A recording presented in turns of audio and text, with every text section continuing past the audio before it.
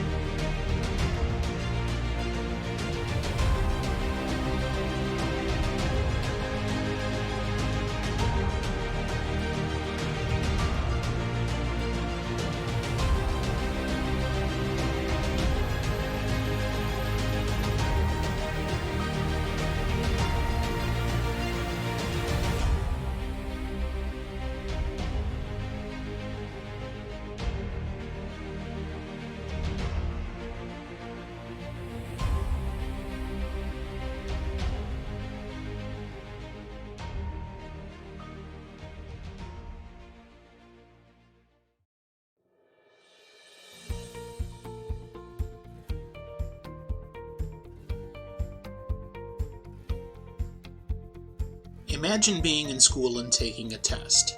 And while you're taking the test, you feel confident you know the answers. The next day, however, your graded test comes back and a big red F adorns the top of the page. You wonder to yourself, how could this be? I thought I had all the right answers. This is a humbling moment, and it reminds us of our imperfections. Living in this world is a test. If you pass, you find success. If you fail, you often face challenges that make it even harder to be successful later. I look at the problems our world faces, and I see the vast majority of people being way too confident in what they think they know. But if everyone is so confident they have the answers, why haven't we solved more problems? True humility requires a person to start from a premise that what you don't know is more important than what you know or what you think you know. People are very defensive of what they think they know, but a humble and honest person is constantly critical of what they think they know, ensuring that they are on the side of truth, not just self-assured that they are right. Therefore, it is the pursuit of what we don't know that is going to provide the correct answers. Perhaps nothing will come of this, any more than some excellent discussion between friends. Perhaps it could change lives, minds, and hearts. Perhaps if people stop defending so vigorously what they think they know, and put aside their pride, because they hunger for real, unfiltered truth, then maybe, just maybe, we can improve our understanding of the world around us. Welcome to That Is the Question.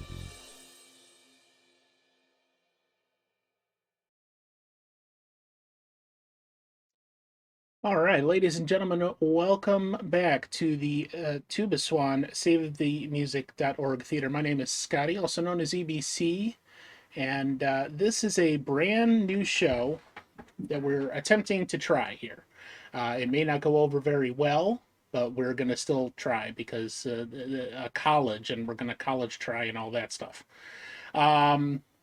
So let me give you a brief overview of what this is supposed to be. So many people in this world get so angry and frustrated and depressed and just absolutely terrible feelings over things that we discuss in everyday society that are controversial, important things that really should be discussed, but we feel like nobody understands us. or nobody understands the things that we do, or the other side just isn't listening. So this show is an attempt to discuss things that are important without having relationships destroyed, without any hard feelings, without people getting offended or throwing a fit, or just absolutely thinking that the other side is evil. Now, we have 5 people on the screen currently. Technically, I had asked that we have at least 4 people in the middle, and that whole window in the middle is who our contributors are. And contributors are supposed to be people that are going to be making arguments in this. And what they would be saying is, I believe this is something that is real and should be heard and is a part of what we're discussing. And then other people that are contributors would have maybe an opposing viewpoint and would present that as well. So when I was presenting this to the people that I approached, 3 of which are on the screen, we've got Isnib, Squidge, and Malegio today. It was not met with a resounding cry of, hell yeah, let's do this. In fact, there was quite a bit of conversation that ensued in saying, I don't think this is for me. I don't think this is going to work. I don't understand it. I think it's too intense. A whole bunch of other things. And I want to explain exactly why that occurred. So I thought to myself months and months ago, if we're going to present a show where we're having a serious discussion on important topics, things that are potentially controversial, things that are potentially dividing, and things that could ultimately destroy the relationships of the people that are involved, I think we need to have some safeguards in place. So the first thing I decided is that we're not going to have people arguing against each other. There's not going to be anybody talking over each other. Nobody's going to be saying things such as, well, you're an idiot, you're an asshole for believing what you believe, and this, and here's what's the truth. No, we're going to avoid all of that. So in order to make that happen in a functional relationship and in a show, I set up a format where I thought we could curtail most of that. And I want to explain what that format is, and we're going to show you a little bit of what it is. Now, because I don't have at least 4 contributors, we're not going to do that, I think, for the entirety of the show, just for a portion of that so you can see what the format is that I came up with, and maybe it'll work, maybe it won't. I'm thinking that it will. I put a lot of thought into how this process should go, and I think it might work, but we have to really try. So this is a learning experience for all of us, and I do want to thank you very much for joining us and being a part of this, and maybe it's for you, maybe it isn't for you. But like I said, this is a serious talk show where we potentially will be discussing serious, controversial, maybe even political topics. It just depends wherever the conversation goes. However, for the first episode, I decided that we wanted to have a very broad and generalized topic that isn't necessarily going to be something that is divisive. So hold on a second. Let me do one thing here. Let me bump this up to that. And I forgot one thing here, and that is the question. The question is, how do we as, let me put it this way, as a human species determine species determine right and wrong? Now, that might seem like a little bit of a weird question to ask, but until you start examining your thought process to say, this is how I personally determine right from wrong, and then you compare that to what other people use as their foundation for that, you'll find that it's extremely different. maybe even between two people that live together or next to each other or in different states or across the world. It varies so differently that I thought a general discussion on how we build those foundations, first of all, wasn't going to be very controversial, but sets the stage for, I think, any other topics of discussion that we have on this show, uh, especially in deciding what are some of the basic tenets of morality and ethics that we're going to use moving forward to determine right from wrong in anything that we discuss. So once again, thank you all for joining us. Today's contributors are Isnib, Malegio, and Squidge. If you would, if you haven't already, can you put some shout outs in the chat for them, please, Joel? Joel, my brother, also known as Star Road Game Cafe on Twitch, is going to be mostly filling the role of the judge today. And the judge basically decides whether or not somebody is making an argument that follows a very basic set of rules. And the rules are a little complex, but to try to explain them in a very simple and concise manner, you cannot make arguments that do not fit what would be acceptable in a debate. So, for instance, if you're attacking somebody's character, that would be considered an argument that you cannot make in favor of whatever you're talking about. So, as we move forward, we're going to give examples for all of this. So, let's start with this. First of all, how do we as a human species determine right and wrong? In just a cursory thing that I was thinking about this, I came up with religion, government, historical law, and instinct are probably at least four of the main ways that we as a species determine right and wrong. Religion is probably number one with a bullet, because even people that are not very religious have grown up with all of the religions of the world greatly influencing how society operates.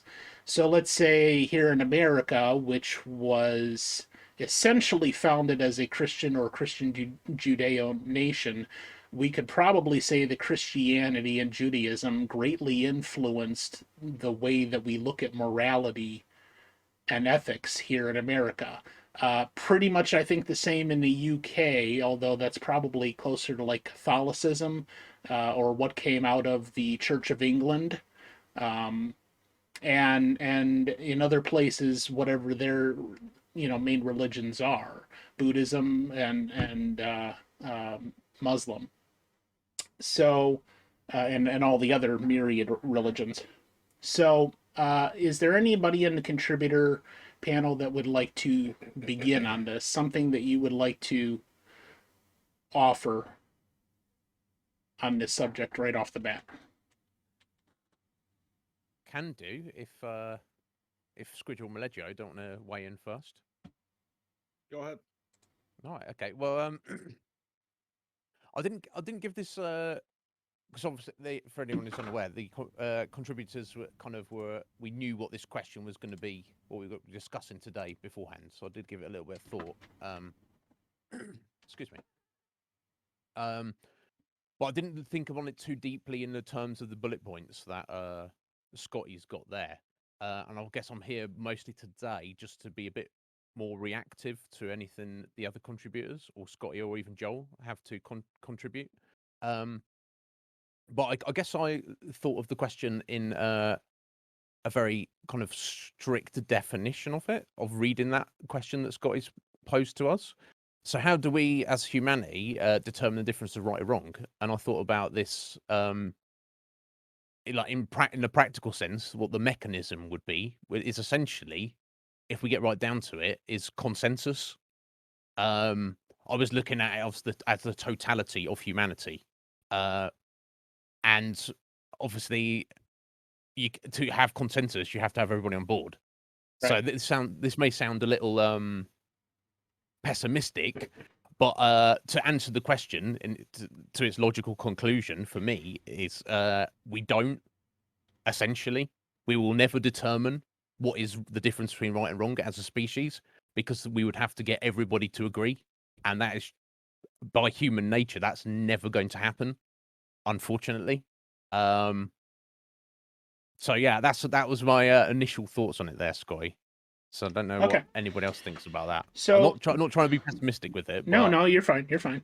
So the way the format would typically work, you see this timer that's right below Joel, and I can control that timer easily over here. I can start it, and I thought 90 seconds was typically going to be enough time for a contributor to make their at least initial argument. And then once that has been done, and see, you might have noticed while I have Isnib up on the main part of the screen, I muted the other contributors. So that's how we're going to handle it. There's no talking over each other. There's no argument in that regard.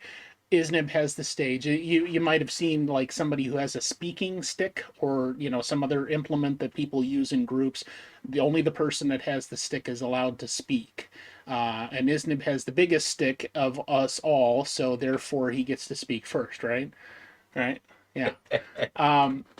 So that handled that part of it. And so since we have contributors that are unmuted and muted, I'm going to be handling that portion of it to make sure that everybody has a say. And it's as equal as possible with this timer over here that I can do. Now, the one aspect of that is I want to take you back briefly to the Constitutional Convention in America when we broke off from those weird Brits. And that was a concept in which you mentioned consensus. And that it's beautiful that you mentioned that, because we hear often in political discussions about compromise. And the problem with compromise is sometimes it's possible, sometimes it's not. Maybe you can come to a compromise and both sides gives a little bit. Maybe one side gives more than the other, and then there's salty feelings over that. Who knows? But consensus is the act of continuing to talk it out until we potentially reach a mutual understanding. And that is much, much more preferable than compromise or disagreement. So if we're attempting to find consensus, we have to make sure that everybody has a chance to speak and do so uninterrupted and do so unaccosted and everything else that goes with that. So that it's basically a sign of respect that I'm going to be enforcing with this method of muting and unmuting to make sure that everybody has their say and is respected while they do so. The second part of that is what we call the visual signs. So because I've got contributors that are muted at the bottom, I can't hear them go, "Hey, I want to talk."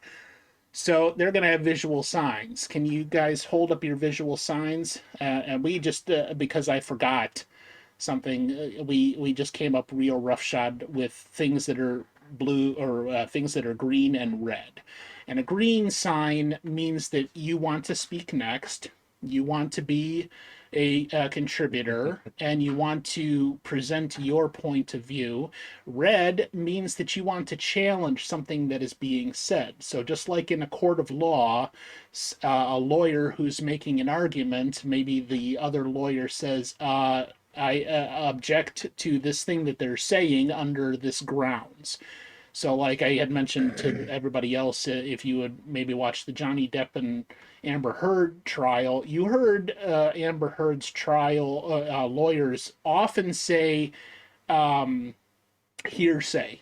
Like over and over, they kept saying that testimony was hearsay, and then the judge would either overrule or sustain based on that. So this is where it kind of is like a court in that one of the other contributors can challenge what is being said by whoever is speaking at the moment, and they can challenge based on the rules, and we're typically using the rules of debate, and that is fallacy arguments. So for instance, Isnib, can you give me a fallacy argument? And let's say you have just come and you're speaking after Maleggio, and you're going to use a fallacy argument about what Maleggio just said. Yeah, sure. Let me have a look.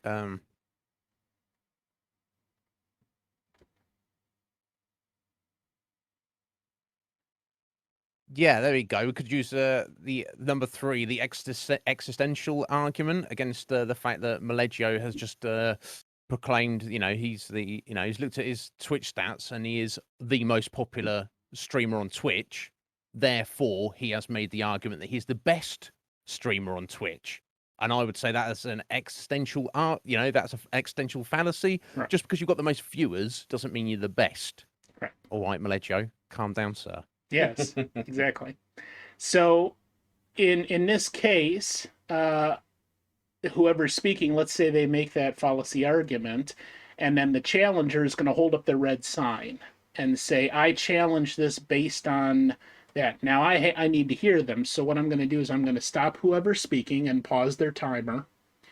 And then we're going to hear the challenge from whoever brought it and say, okay, this is why they should stop making the argument that they are, because it's based on this concept that is a fallacy argument and that's not acceptable to debate. So therefore, it cannot continue. And then Joel, as the judge, or whoever is being the judge in this case, is going to determine whether or not that should be sustained or overruled.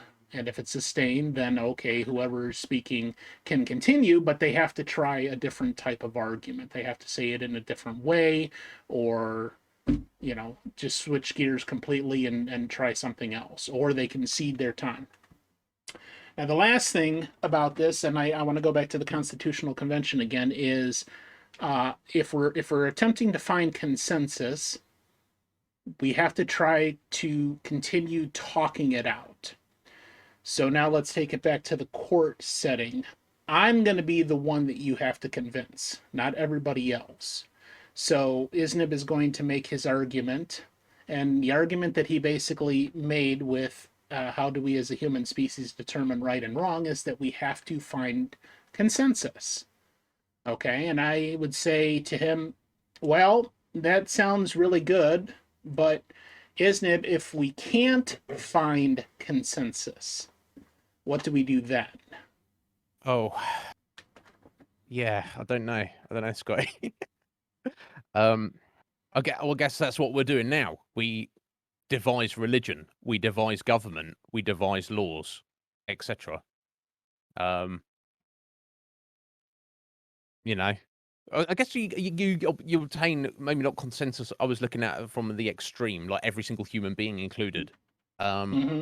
People get, they make institutions or they make groups, make societies, and then that group within the whole obtain their own consensus. Okay, so or even down.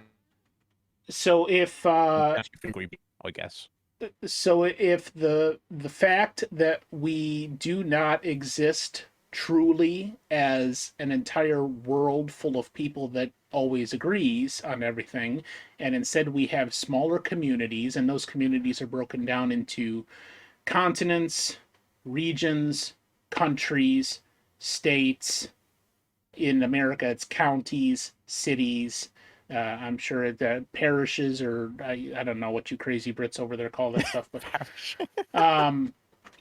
no, we actually have parishes here in America still in certain places, but whatever you call it, and we break it down.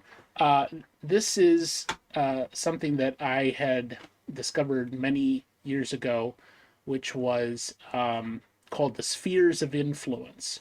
So, like, if we're going to ask a question, how do we as a human species determine right or wrong, then maybe the sphere of influence of the entire world is too big. And we need to go down a sphere to maybe a country, or to a state, or to a city, or to a family. Okay? What sphere of influence is going to be the best sphere to determine a solution and an answer to that particular question? So we would say, okay, if humanity is too big to determine one right answer for this question, then maybe we can go down a bit. Now, if we have various communities and they're all kind of a little bit different ways of doing things, maybe a country has a very specific way of doing things that's different from this country over here. Maybe we can draw lines and say this works over here, but it doesn't work over here. And we could have regional things that basically determine how we as a community within that region determine right from wrong. So when a contributor is speaking, I'm going to give them their initial minute and 30 seconds, and then, or however much of that time they want to take, and then I'm going to pepper them with questions and criticisms trying to poke holes in what they just said. And this is maybe what one of the things that contributors were not too fond of, was they thought maybe I was going to try to attack or just fight, and nothing could be further from the truth. I am not a person to try to instigate or cause controversy or anything like that. However, in criticizing an argument to see if it stands the test and still stands on its own merits, it definitely has to ask occasionally at least some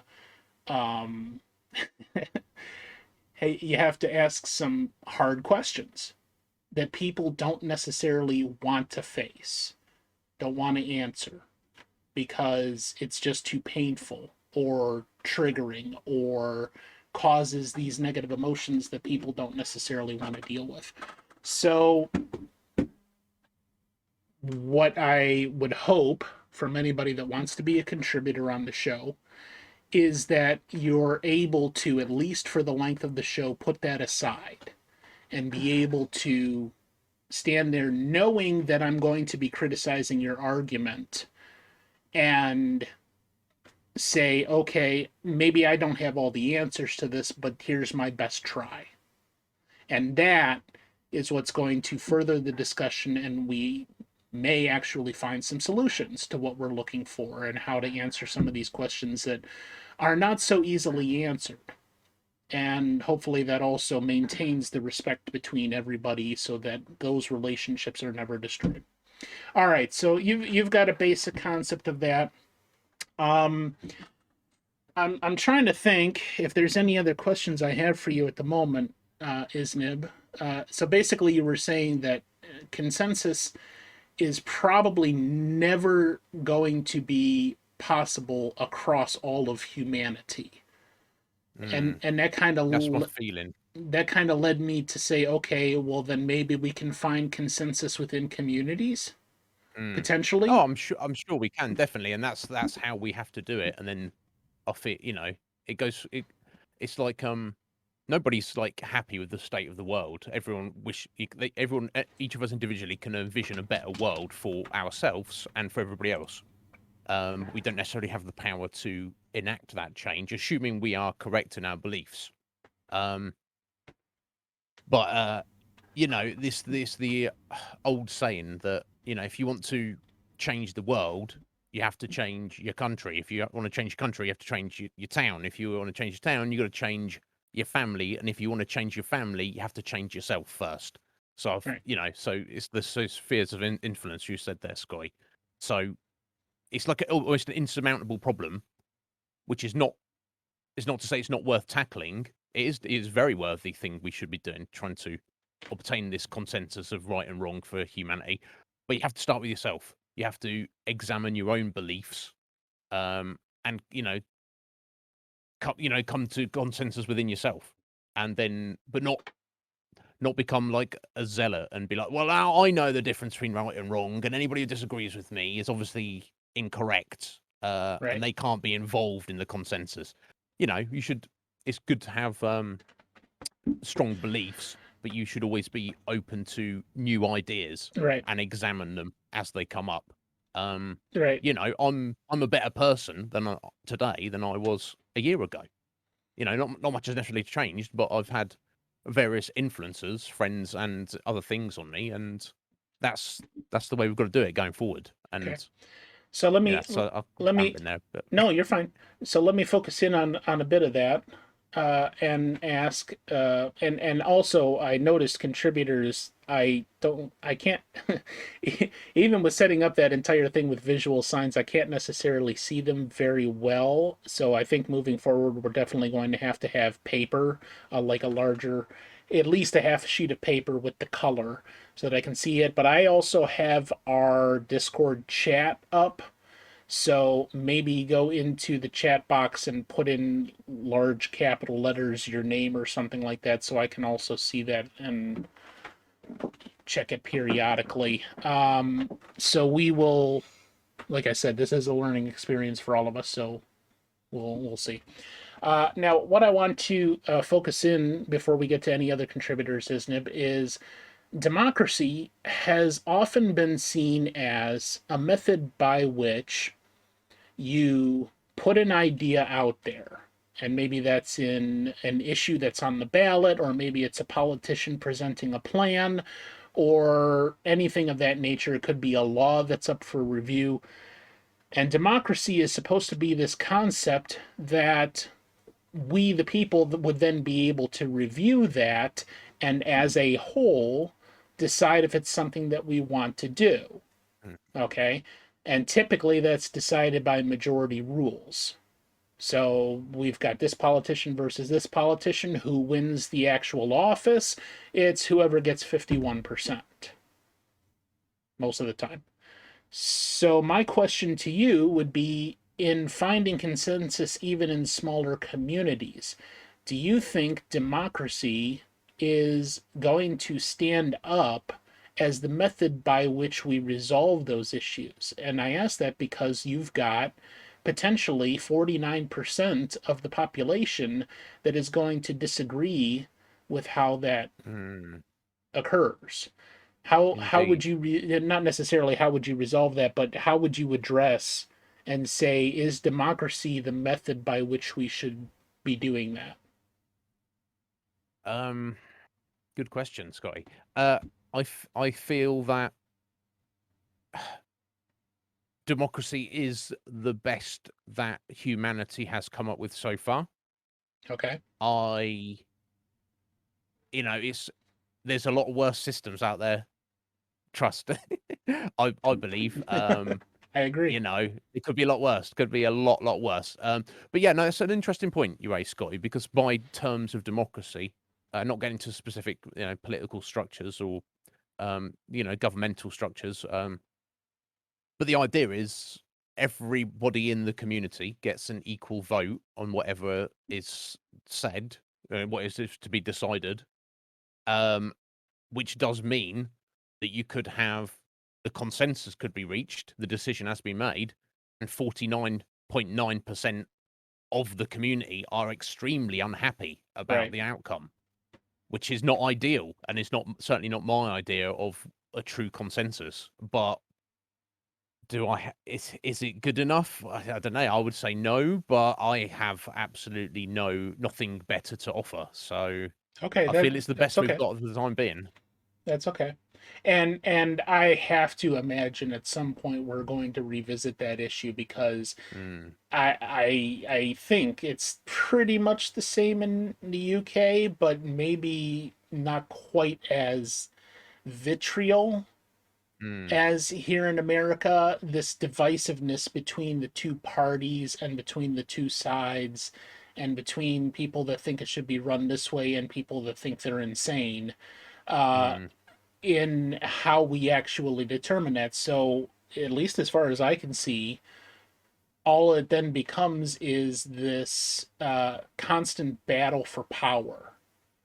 mm, Who is going to then be uh, making the rules, making the decisions, and I could maybe draw a parallel between Trump and Biden, or Trump and mm, Clinton, or any of the past races that we've had, mm, where you've got a Republican and you've got a Democrat, and both of them are essentially vying for this seat of power, trying to convince people that they have the right plan of action to steer the country in the right direction. It's probably a Mm. little bit different over in the UK where you've got the royalty that oversees everything, and then you've got the prime minister that is essentially acts as the executive and administers the government, and then your House of Commons and House of Lords. Is that correct? Mm. Yeah, pretty much. Okay. I mean, we still have we essentially do have two like main political parties, so it's similar in that regard. Yeah. But I'd definitely say there's less, there's definitely less vitriol between, you know, people aren't really talking about politics like the common man. I would imagine. Right. And if you meet somebody whose political opinions are wildly different to yours, it's unlikely you'd ever find out about it. But if it did come up in conversation, or you did find out, you're less likely to really care. You'd be like, Right. okay, that's that person's opinion. Whatever, doesn't really, I don't care enough to. Which it definitely seems to be a different vibe, but to the United States, from what I've picked up in passing. But I think the issue becomes what you say there, Scotty, alluding to who do you vote for, this party or that party, and they can get in their head that they kind of lose sight of the necessarily trying to make things better. People will step up, politicians, and feel that they know best. Like most people feel they are in the right. They know what is best for any given situation. But they almost lose sight of doing the right thing just to chase the power. They will maybe just make concessions or even compromise their vision of what is right just to win the game. It doesn't matter what I need to do. I've got to get into power and then I'll fix things. But until I'm in power, I can't fix things. So therefore, it doesn't matter what I do up until that point. I think something is lost in the ideal of democracy. In that we in the Western world have, I guess, the whole world where democracy is a thing, is the political foundation. That we've boiled it down to you as a citizen. How you engage with the democracy is you get a vote for who you want to be the leader or which party you want to be in charge. I think we could pull it back a bit more. I think that kind of dumbs it down too much. That streamlines it too much. Now, on the opposite end of that, you can't have a national vote to decide every little thing that comes up. Right. Every change of a law. But I feel there's got to be some happy medium. I don't think we guys have a true representation of what the ideal of democracy is by just dumbed down to, there you go, you get your vote once every 4 years. Enjoy. Well, and I also have personally witnessed a whole bunch of people that should not be voting in the first place. Okay. What do you mean by that? Well, I could say that it's because of intelligence level, but that is obviously not very couth. I'm talking about people that have no idea what's going on or what the meaning of anything is, but they like somebody. Okay. That's an interesting question. Or they think that this person that they're going to vote for represents them because of their skin color or because they speak well or something like that, but they have no clue what the policies are or what the impact is going to be. And I think I read a statistic that after Brexit, that they did a survey of the people that live in the UK, and like 40% of them didn't know what the hell they voted for. Yeah. They didn't know what the European Union was, or they didn't know how it impacted them or what this actually meant and how it was to go about. All they heard was maybe some flashy ad that said, yes, you want to do this, or no, you don't want to do that. And then they decided based off of that very limited information. Absolutely. So, I feel that's the vast majority of citizens in your country and mine. And probably, most democratic, countries. Very, very few people, very few individuals do take the time to investigate policies and what people actually, individuals actually stand for and such. So if that's the case, and that there's at least a very large percentage of people that just really shouldn't be voting because they haven't bothered to inform themselves as to what it actually means that they're voting for. Let's say maybe they're voting against their interests, or they're voting with something because it had the most money and put out the most ads, or the worst mudslinging or something like that. Is democracy still the best form of determining that? Because it seems to allow that, yeah, shut the fuck up, man.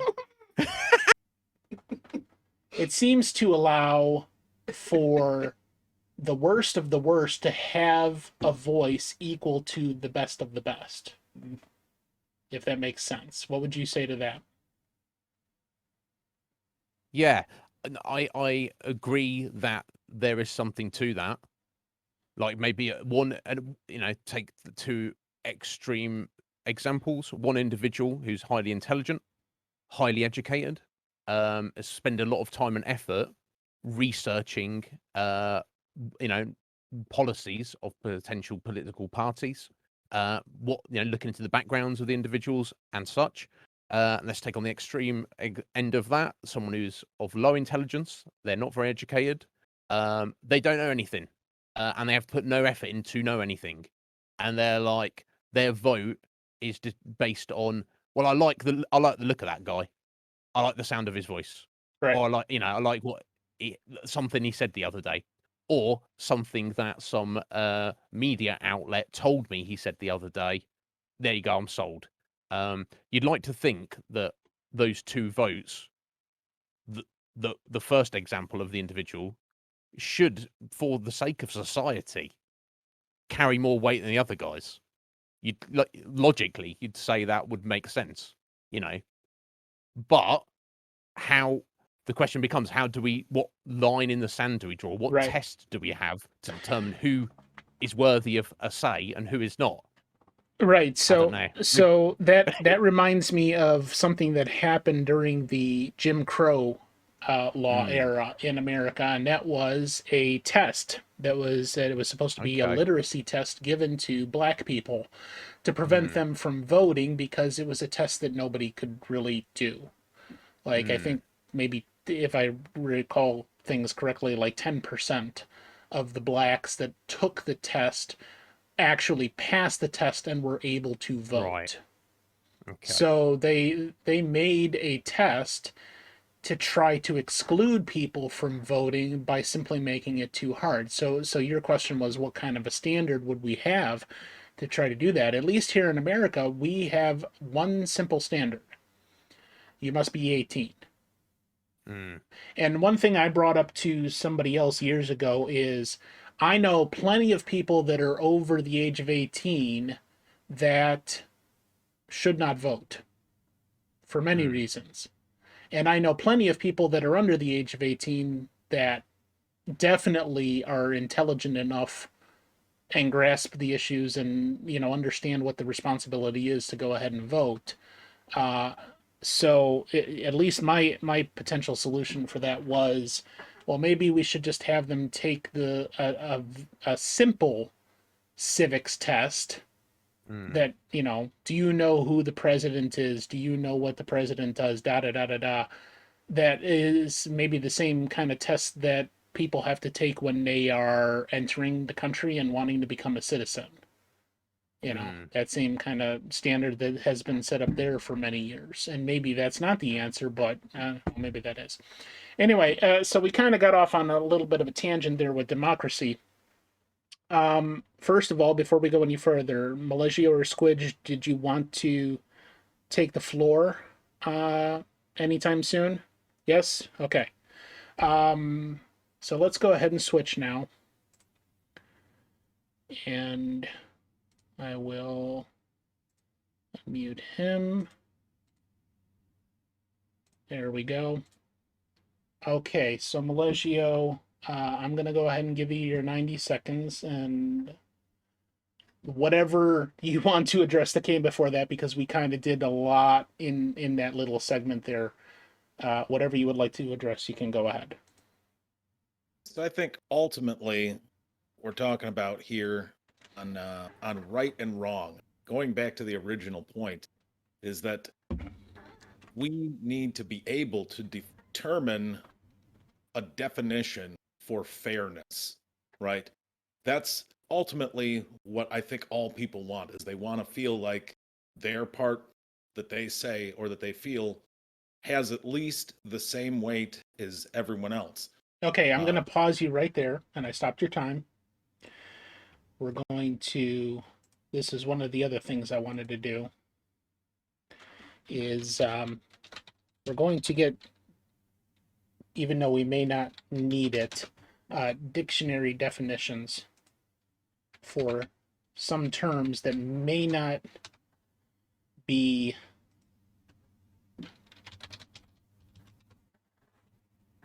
apparent, or maybe kind of like shrouded in a type of an argument, depending on what is going on. So fairness, I wanted to, out of your what you just said, fairness is the state, condition, or quality of being fair or free from bias or injustice or even-handedness. The quality of being, well, no, that's not it.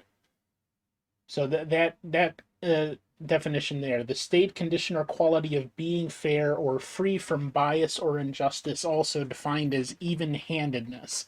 So let me start your time again, and go ahead with what you were saying. I don't believe that we are all on the same page what constitutes as fair. We may have a definition, but that's where it ends. I don't think we all agree on what fairness is. And I think that's why we have so many divides. And when it comes to like political policy and how should we determine right from wrong and run ourselves as a society, we need to nail that down first. Mm-hmm. And we've tried in the past with things like religion, because we couldn't figure it out in the past, so we institute religion. But the problem is that that's literally just a logical fallacy, it's false authority.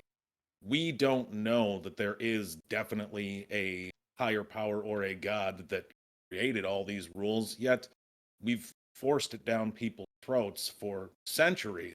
And then they live this way their whole lives, believing that one book, one authority knows all of the right from wrong, and they make all of their decisions based on that rather than based on what's actually best for the society as a whole. Right. Okay. And so I that's where we come into the issues we have right now. Yeah, and this deals with the conversation I had with my mom not too long ago, where I asked her that very specific question. Okay, so let's suppose that we are going to base the law on somebody's concept of morality defined by their religion. Well, I don't know how it is in many other parts of the world. I know it's pretty diverse in most Western civilization countries, like the UK and America, even Canada and anywhere else like that. But there is no one defined religion. There is one majority religion, like the majority religion in America for quite some time has been Christianity. But if we were to say something like the abortion argument, Christians are more often than not going to say that abortion should be outlawed because they determine by their religion that it is an immoral thing. Well, that's not even universal across all Christian sects. So if we cannot, if your entire thing while you're here is just to make jokes in the chat, then that is acceptable. Thank you.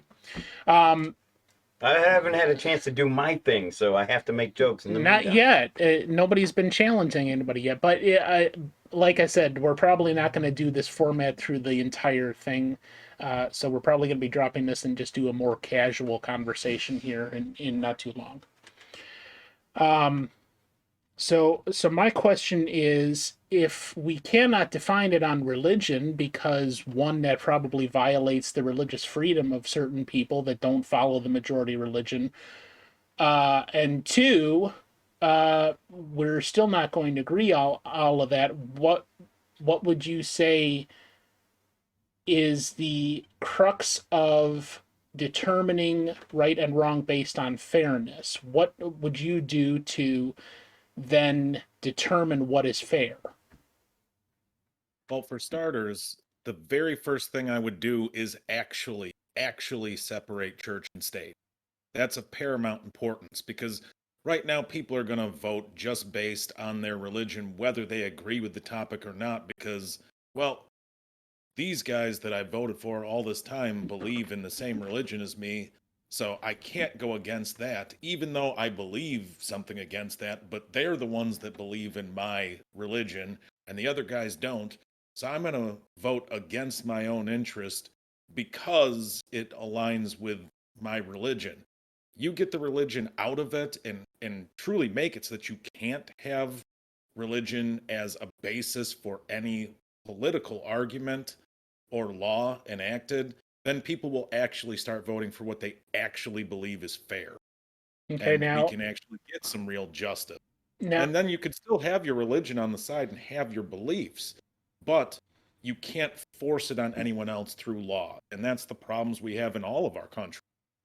okay, now one of the points you made there was separation of church and state. That is something that was cited quite a bit by various people in at least the American side of things, because they one of the things they railed against with King George III was the Church of England, which was the combined state and church, uh, forcing people that were trying to live their religion in the manner that they chose uh, to basically just do whatever they wanted, or to basically just do what the Church of England said. So there was a number of people that came to America to essentially try to escape that kind of religious oppression.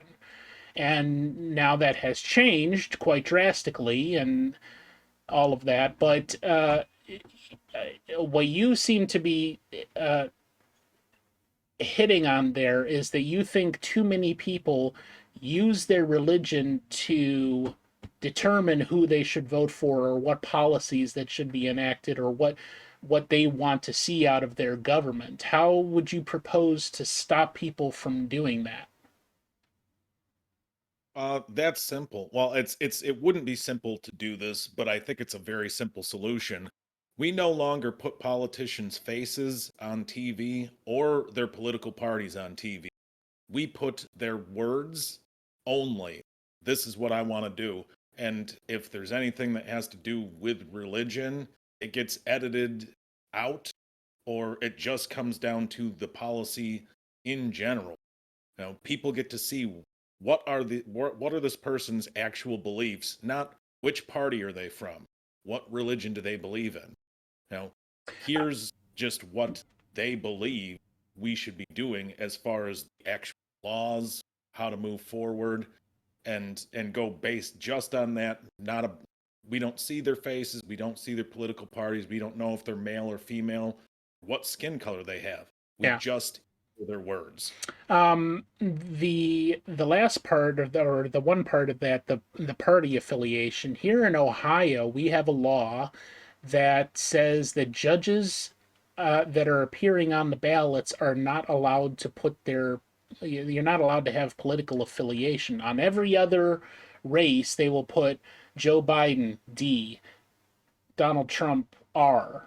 But on all of the judges' races, you are not allowed to have party affiliation there. And the reason why, at least that was stated for that law being present, is because people are not.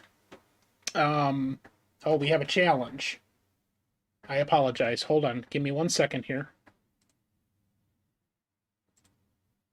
Okay, Squidge, what's your challenge? Thanks. Sorry, I know I need a clearer red-looking thing.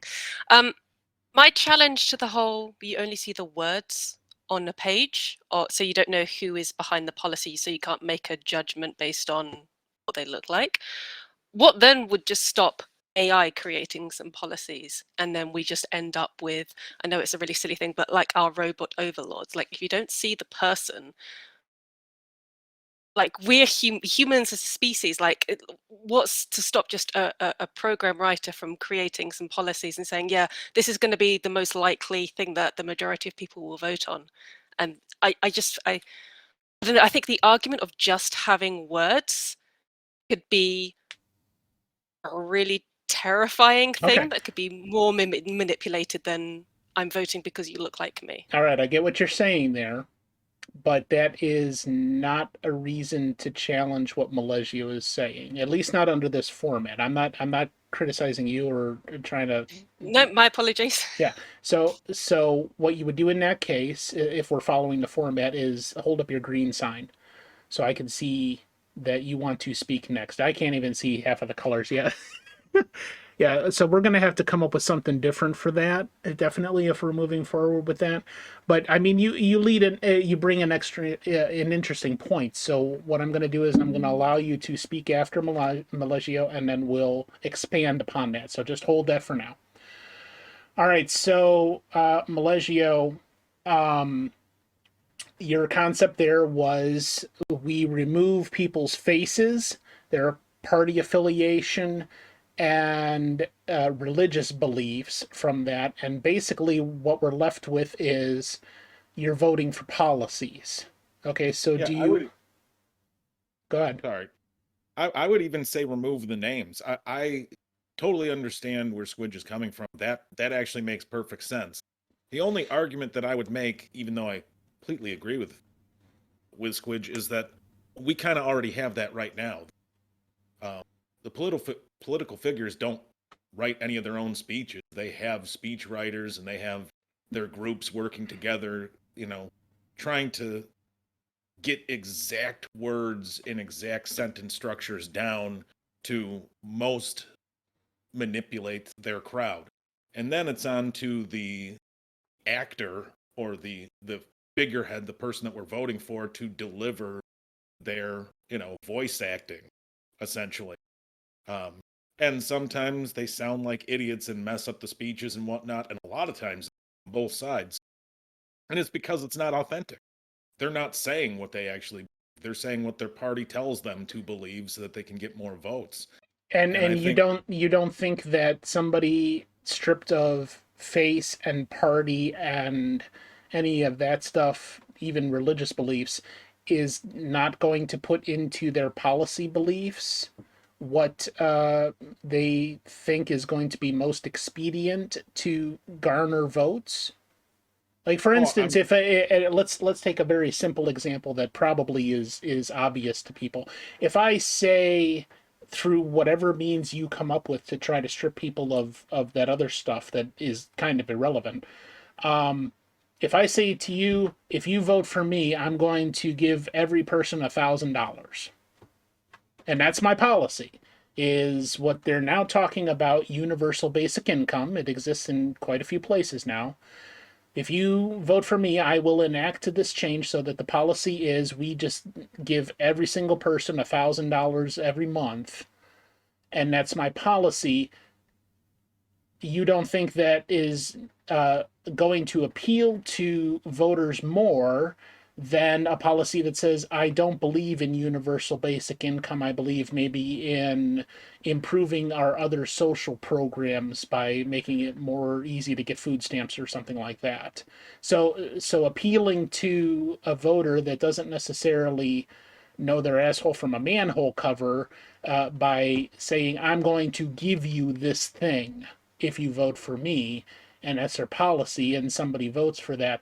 How would you address that whole thing of a politician basically just saying in policy terms what they think the people want to hear? well, essentially that's really just a bribe, isn't it? Yeah, But we've had politicians say that, but I would argue that just saying Jesus in their speech is also a bribe. I Um, agree. so I would think that, to me, if if it was like the perfect scenario in my eyes, we would be going and voting on, you vote, you might have like 6 different ideas, you know, A through F, right? And, you know, you read them all out, you choose one of them. And you just keep doing that for, you know, basically all of the policies. It would make voting take much longer, and people don't like that. They want to just pick, you know, this is the guy I like because I like his face. But we should be asking more of our people, frankly. If we want to truly be equal, if we want to truly be a democracy, we need to ask our people to actually use their voice. So we give them, you know, each question maybe has 10 different choices. You choose like the top 3 or whatever that you like, and just keep doing that and have them all in different orders. So you might have 10 different candidates.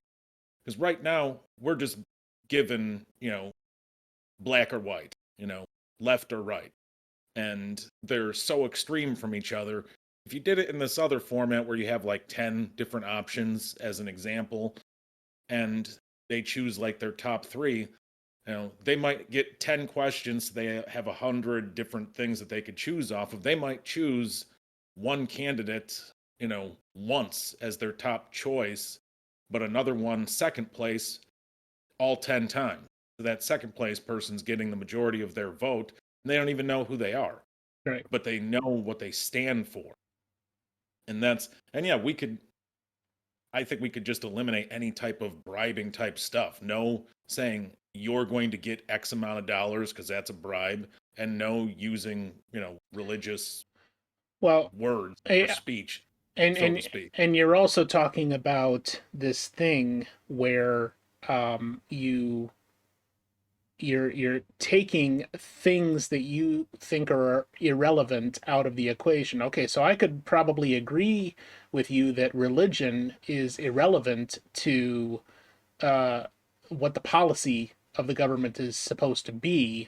However, you're going to have 10 million people that are all hardcore Christians that want to be absolutely positive that they're not voting for a Satanist or something along those lines, and they're going to demand that they know who somebody is in that regard because it is important to them before they vote for them. So what I want to do now, if you don't have any objection, Malegio, is go ahead and switch to Squidge, and maybe we can revisit that with you. Okay, let me bring up Squidge here.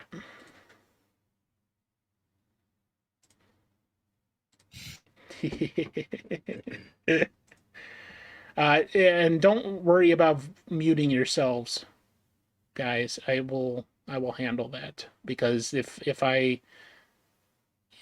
one of us or the other is not doing it properly, that can, yeah. So just don't worry about it. I'll handle the whole thing. All right, Squidge. I was more worried that Boris might bark and then you guys would hear that, and that might throw you off when you're talking. So that's okay. Joel's more of a distraction than Boris will ever be. Yeah, I mean, just to kind of touch on what I think all of you guys have mentioned, is my concern is one of the root problems of this is the fact that people are individuals, and more often than not will act selfishly, because what's right or wrong depends according to who you are. You might morally say, well, it's wrong to take something that doesn't belong to me, but if you find money on the pavement or sidewalk for the American viewers, you might take it, even if you would never normally take something that doesn't belong to you. So my argument with the politicians, and I think Isn't said something like they'll do whatever it takes to get into power. And then what you were just discussing about what would you say to stay in power or win a vote or whatever it might be, you're going to say things that will benefit you personally rather than the people that you claim to be looking out for. An actual piece of concrete information is the recent pandemic, shit show all round. But here in the UK, 10 Conservative MPs and peers referred to companies that won £1.6 billion of PPE contracts. Now, they did that because they wanted to do what was right by them, look after their friends, but that's not necessarily right for the people that they look after. So whatever reasoning you have to determine right or wrong, be it religious, be it cultural, whatever it might be, it's always going to be kind of screwed up by the individual in certain circumstances. And I Okay, don't know if there's a way around that. that sounds like an argument against democracy and more towards an argument of monarchical rule. You just basically have one person overseeing everything that is going to be doing what they believe is in the best interest of the people, and then maybe they have to change their policies based on the feedback that the people are giving. Mhm. But the problem with that is all of the people are still individuals too. And I feel like we're trying to suppress the instinct to be selfish, to look out for yourself and your family and your specific set of circumstances. And a blanket rule will never work, which is why we have so many conflicts and Right. wars and disagreements. I don't Just as I a don't know if we will ever get something better than democracy. just as a side note, and I don't necessarily mean to put you in the spotlight for this particular question, God. do you believe that essentially because, and correct me if I'm wrong, but the UK has been under a monarchy for quite some time, and that obviously has changed a little bit over the years as to who has the power, who ascertains what the policies are, and how that's actually enacted, and it's far different than say in the times of King George III. But would you advocate more or less for monarchy versus more of a democratic style system that like the US has? Oh no, I would abolish the monarchy. Ah, Why do we have monarchs in the first place? Way back when someone decided, right, this land is mine, I'll fight anybody who tries to take it from me. And eventually we're like, okay, fine, you're the leader. We don't want to fight you. We don't want to be scared by you. So we will allow you to rule. And then we now worship their descendants. yeah. I don't see why someone who just has bigger teeth than everybody else should necessarily be ruling. We aren't lions, but I don't know if we can turn to democracy as the better solution. Just because I think that innate sort of fighting spirit to defend yourself and your family is in all of us. That's why humanity is like the dominant species on the planet. So we're trying to suppress that instinct, even if we are more civilized now. So yeah, I don't think we need a monarchy. I don't think it benefits, aside, the tourist economy is the only thing that kind of really does well from it. But yeah, democracy is the best we have, but I don't know if it's So this if it this can to be me bettered. drives at the heart of how we as a human species determine right and wrong, because one way of looking at it is you have uh who owns the property, who heads up the government, who makes the laws.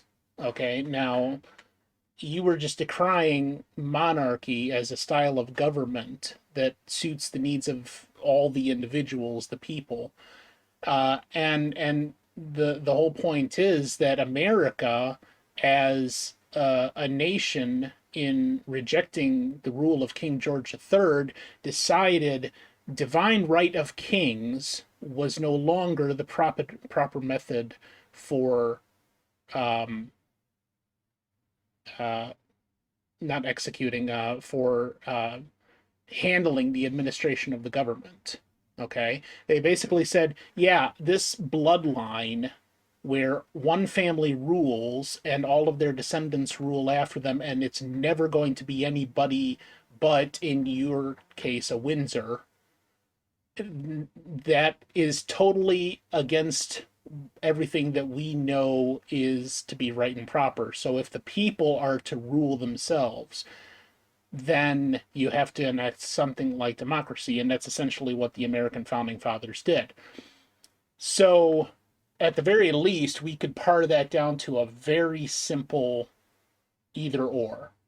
Either you decide you want a monarchy to rule the entire country, or you have a democracy to rule the entire country. And there's other things that come into play with that, but if you're saying to me that monarchy is not the way to go, as a person who's lived under monarchy for your entire life, Okay, well, then that's something that should be considered. How do you determine right and wrong in a society where you're rejecting monarchy? That's a question for you. I'm sorry. That is a question. Yeah. I mean, to be fair, like yes, we've had a monarchy here, but we're not exactly ruled by the royal family. We are ruled by the elected government. It was different historically, obviously. And I'm sure I'm sure that it's not as complicated as I'm making it out to be. But can you briefly describe the role that the royal family does play in modern UK society? Well, I believe they're just the head of the state. They have to approve any rules that the government, any laws that the government decides or policies. They have to approve it, but they are told to approve it. It's more of a, just a formality, really. That's interesting.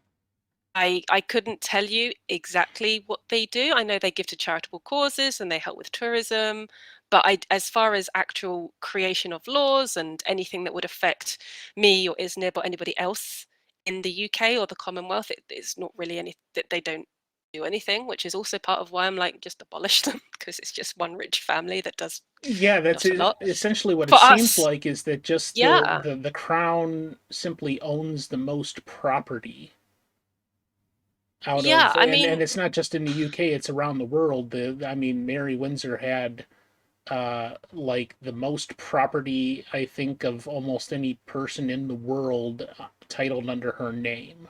And now that's all wow, fallen to Charles. Real wow. estate. Yeah, I real mean, estate. So land yeah, ownership, you know. yes. I imagine they had far more power back when they were putting down rebellions and what have you. And then as we as a society have grown and evolved and I would like to say matured, I think their importance has just shriveled now Right. to we have the queen on the coins. That's kind of it, really. We. Well, the UK, sorry, the No. I was UK just we. saying we. All right, we got the queen on the coin. You know, that's fantastic. Yeah, What does it mean? yeah. You know. It was crazy. She like it's ingrained into our society, I think, just because it's such an archaic system. But as far as importance, determining right from wrong, affecting our day-to-day life, it has zero importance. Okay. So yeah, we're much closer to the US, I think, in terms of how we're managed. Okay. Yeah. Let me then go ahead and end your time for the moment because, like I said, we weren't going to do this entire thing in the main format that I wanted to arrange, and that's also me trying to decide how much time we're going to be giving to each contributor, so that everybody has a say. And the reason why is because my brother hasn't said one word through this whole thing. He's got to leave in 15 minutes for work. Or no, that's right. I have more time now. You have more time. So let's get his opinion on some of this stuff before we continue with anything else.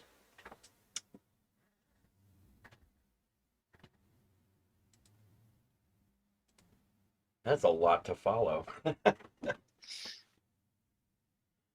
I think the most fresh thing in my mind is because Squidge just went, and you guys were discussing the difference between monarchy and democracy, and what monarchy used to be and what it is now, which sounds a little more democratic. The whole thing I could think the whole time is, my big issue is that the United States government is supposed to be a democracy but by definition, I don't think it's exactly what people picture when they picture democracy. Or it seems like, at least in America, the democracy has been severely muddied That it became by convoluted. a whole bunch of other things like the political parties or religion or Right, and any of that these that's other what things. that's what Milagio and Isna were talking about is religion's role in it, and I believe in separation of church and state, and I believe that if you're going to, um, you know, have your religion, worship your God, believe what you believe, but they used to, I think Milagio used the term, don't force it on other people, and what that means to me is that if you're going to this is the important part. I had to figure out a way to articulate this properly. If you're going to attempt to coexist in a country with people of other religions, aka, even if you're a Christian and you say, okay, but I don't mind if Muslims or Jews or any other religious person lives in this country with me, then you're by default, if you're being honest with yourself, admitting that, okay, well, I don't necessarily need to vote for a politician based on what religion they are. Then if I truly believe that I should be able to coexist, that I don't care what these other people in this country, what their religion is, then it's not going to be a part of your vote anyways. You can't have both beliefs simultaneously and say that I don't mind if Muslim people reside in this country with me, they can believe what they want to believe, and then vote for somebody who's Christian because they're Christian, if you assume that their religion is going to affect whatever policies or procedures things they have going on there that might affect the Muslim person, as an example, or vice versa. Right. Just saying, those ideas contradict each other. Don't So- vote based on religion. So how would you resolve that? Completely take religion out of the equation. With politics, but as I was voting with politics. But as I was trying to say to Milagio there, you're not going to be able to stop people from voting for the things that are important to them. Well, if you've got a religious No, but you group make a of- criteria of things. you're essentially talking about making a standard for what people are supposed to vote for. If it's supposed to be policies, then we make it about policies. No, not and nothing necessarily else. making a standard. It's sort of the opposite of that. Excluding things from that standard that don't allow you to coexist with other people that are different from you. Like Squidge said, individuals. So if you're going to coexist in a country with other individuals that have different beliefs, then you exclude things from that, such as religious belief. I guess it depends on how you're defining standard in that context. Sorry about that. I forgot to disable sub-only chat. I am so sorry. Okay, so anybody else should be able to chat now. I apologize for that. So I'm sorry. Say what you just said again. Well, you said have a standard for those things. I think it's less of having a standard and more of excluding certain things from affecting things that people can vote on. But that's what I'm saying is that you in attempting to remove religion from the reasons that people vote for that, you're essentially saying the people have to then change how they vote. They cannot determine that the way they want to vote is, if it's a Christian and they don't trust anybody that's a non-Christian, they're going to vote for only Christians. Yes. That's what's important to them. So that's what's always going to be the criteria by which they determine how they are going to vote. You literally have to, if you want to accomplish that, it seems like you literally have to create a new standard by which this is the thing that people are going to vote for. If it's poly decision, or if it's record, or if it's this is the outcome we want to get from the government or something like that. you cannot just automatically say, sorry, you can't vote based on your religion anymore because there's too many people that are going to balk at that. Well, no, not necessarily you can't vote based on your religion, because you still believe what you believe, and certain things that you might be voting on might fall in line with or contradict your religion. But Right. But again, perhaps, as Malaysia was saying, the religion of the politician you're voting for can be hidden. Oh, That might be a step in the right direction. okay, so let's go off of that, because this is what I had neglected to finish my thought on when Malaysia was talking about it. Is we don't have party affiliation for judges on the Ohio ballot, but they all know. Like, if you're a part of the Republican Party sends out a slate card to tell you which judges are Republican, and they're legally allowed to do that. So maybe that's inappropriate, and that should be illegal. Because But Republicans that are more hardcore want to vote for Republicans. They want to know who that is.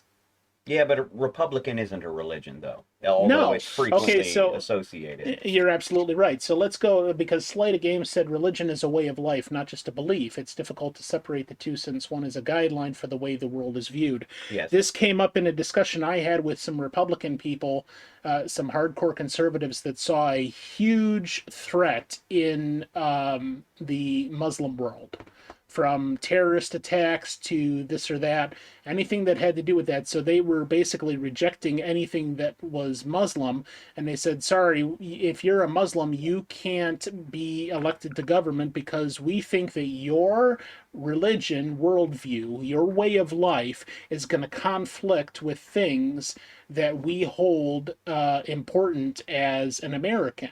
And they actually did have some kind of a point, because one of the things that exists in the Muslim world, Islam, is this thing called honor killings, where by which if you're a father and your daughter is trying to date or marry a non-Muslim, you are legally allowed to, according to the law of Islam, to kill her, to retain her honor, so that she doesn't sully herself or her family name by dating or marrying a non-Muslim. That obviously goes against most common U.S. law, which says that you can't just murder somebody for the honor of your religion. And I think that'd probably be going against most common law around the world, except in hardcore places where they practice hardcore Islam, devout Islam, and they follow, and maybe they don't have that separation of church and state where they say this is the law, what is in the Quran. So if you're talking about trying to determine right and wrong for an entire population that has different values, you really have to come up with something that is completely devoid of religion, period. But you're not going to be able to stop people from voting based on their religious values. That's a part of their life, and they're not going to give that up. Religious values, not based on religion. Not voting for a politician because somebody might be a Christian and the politician is a Christian. AKA getting more to the point. Well, maybe this politician believes something that you believe in, but the first step would be, I think, not just or being swayed to vote for somebody because they're the same religion, like you said earlier. But then we run into that subset of voters that are just stupid and they vote for infantile, that's a different, puerile, and superficial. That's a different. Things. I think even maybe a step further than your little simple civic exam, a whole ass psych eval that determines what they're voting for and why. Probably because different countries' laws are based off of different religions. American is Judeo-Christian. I think that's an undisputed fact. At least the law and the style of government as it existed in America for the longest time was based on, the foundation was Judeo-Christian values. Yeah. So let me open it back up to everybody else here on the panel. If we have to discount religion, let's set aside the issue of people are going to vote for their religious values no matter what. And that could easily take the form of, oh, this guy's a Christian and the other guy is not, I'm going to vote for the Christian. Just as easily as you've got voters that go, I'm going to vote for the black guy because he's not white. Or any amalgamation of that thing that I find it interesting because it kind of flies in the face of what we talk about when it comes to what's the word I'm thinking of? Discrimination. Okay, we say you can't discriminate on the basis of sex, religion, race, sexual orientation, any of that stuff, but yet that's how people vote. That's what I was gonna say. Isn't that discrimination? Assuming that you want this person who is different from these people to control those people in one way or another? Go ahead, Malaysia. Well, I think you literally just said the exact point of why I don't want people to be seen on the ticket. You don't get their name, you don't get to see what they look like, you don't get to see their background, you just get to see their beliefs. Because then you can have all your religious beliefs right in your beliefs. You're just not saying, I want to, abolish abortion because it's against my religion. Okay, you can't put that on there. You can say that you believe maybe abortion is killing, but you can't then say it's because of my religion. Most people are going to know that. They're going to know that.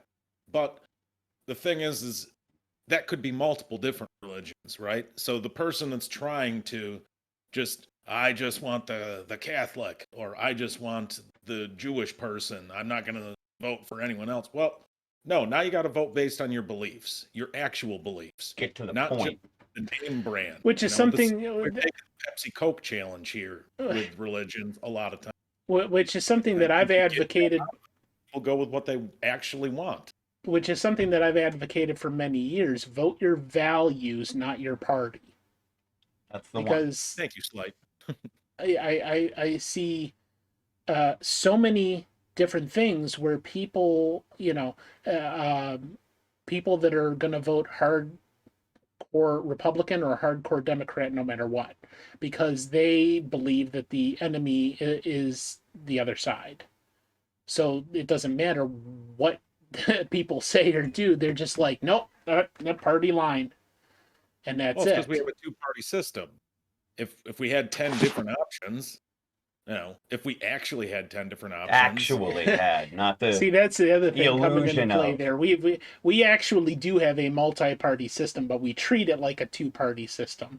And well, it's because we can see everyone's face. We know, that's the Republican, that's the Democrat, no one else matters. If you can't see their faces, you might get that independent that doesn't even have a name of a party yet become the next president, because they just had the best values and the best beliefs and the best ideas. That's what we really need. And I think that has so much potential to it, but then you've got the two-party system that works against any of that. They all work together. Like I remember the presidential debate commission, blah, blah, blah, blah, blah, going, oh yeah, in order to be on the debate stage, you have to poll at 15%. Okay, and then one person was actually polling at 15%, and the commission changed it to 20. Okay, and all there's only two people or two parties on the party commission, the debate commission, and that's Republicans and Democrats. So until you actually have a third party candidate on there to voice that concern and say, no, this is not right, you've got 70% of the people that aren't even aware there's something other than Republican and Democrat out there, or Labour and Tory, is it, in the UK? Is that right? Yeah. Conservative, technically. Yeah, Tory's the nickname for the Conservatives. What is it? Labour and Conservatives. Labour and Conservatives. Yes. Okay. Yeah. Yeah. Not very original name. Well, no, but just as a side note, the term Tory was used in the America during the war to talk about any American who was still loyal to the crown and did not Interesting. want that war and that independence to go forward. I thought that was kind of interesting. Hmm. All right. So let's switch gears a little bit here because we haven't talked really at all about historical law or instinct.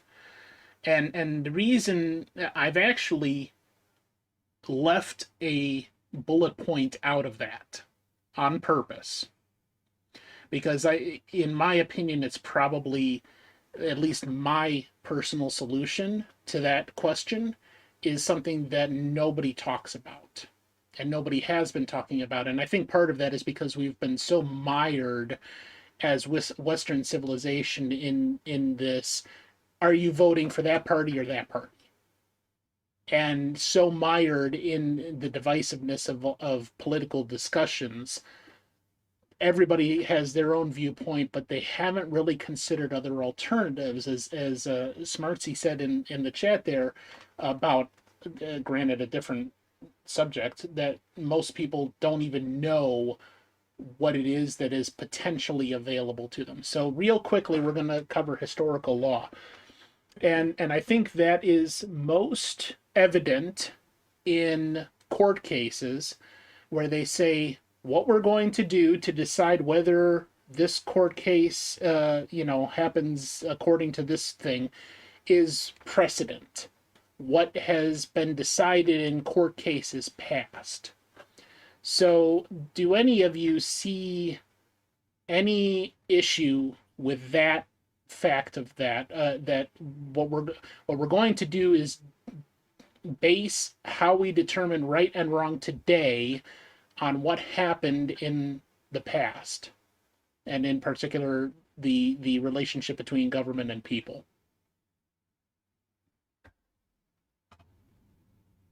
Well, I guess my issue with any kind of precedent is that our most society's goals is to progress forward, right? So if we're looking at historical law and taking precedent,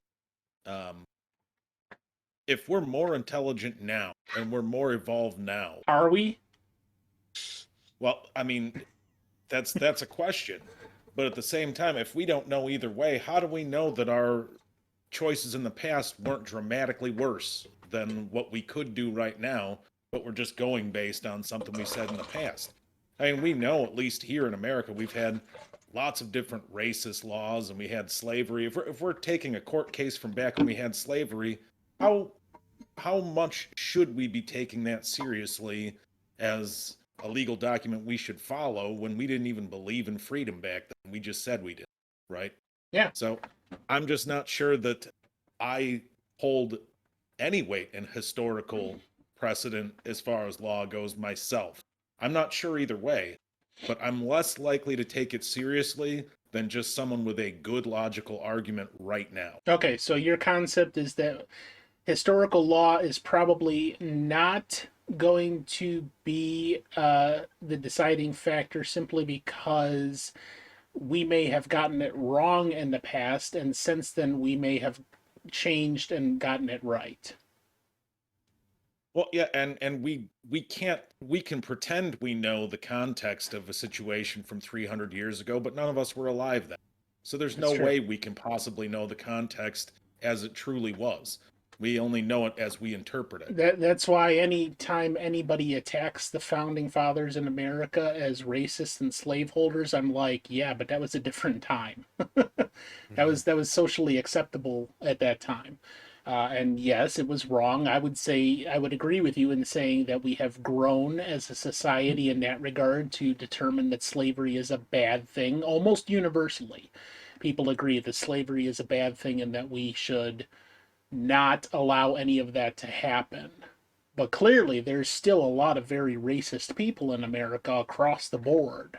And there's probably still a lot of racism in the UK and any other country in like that.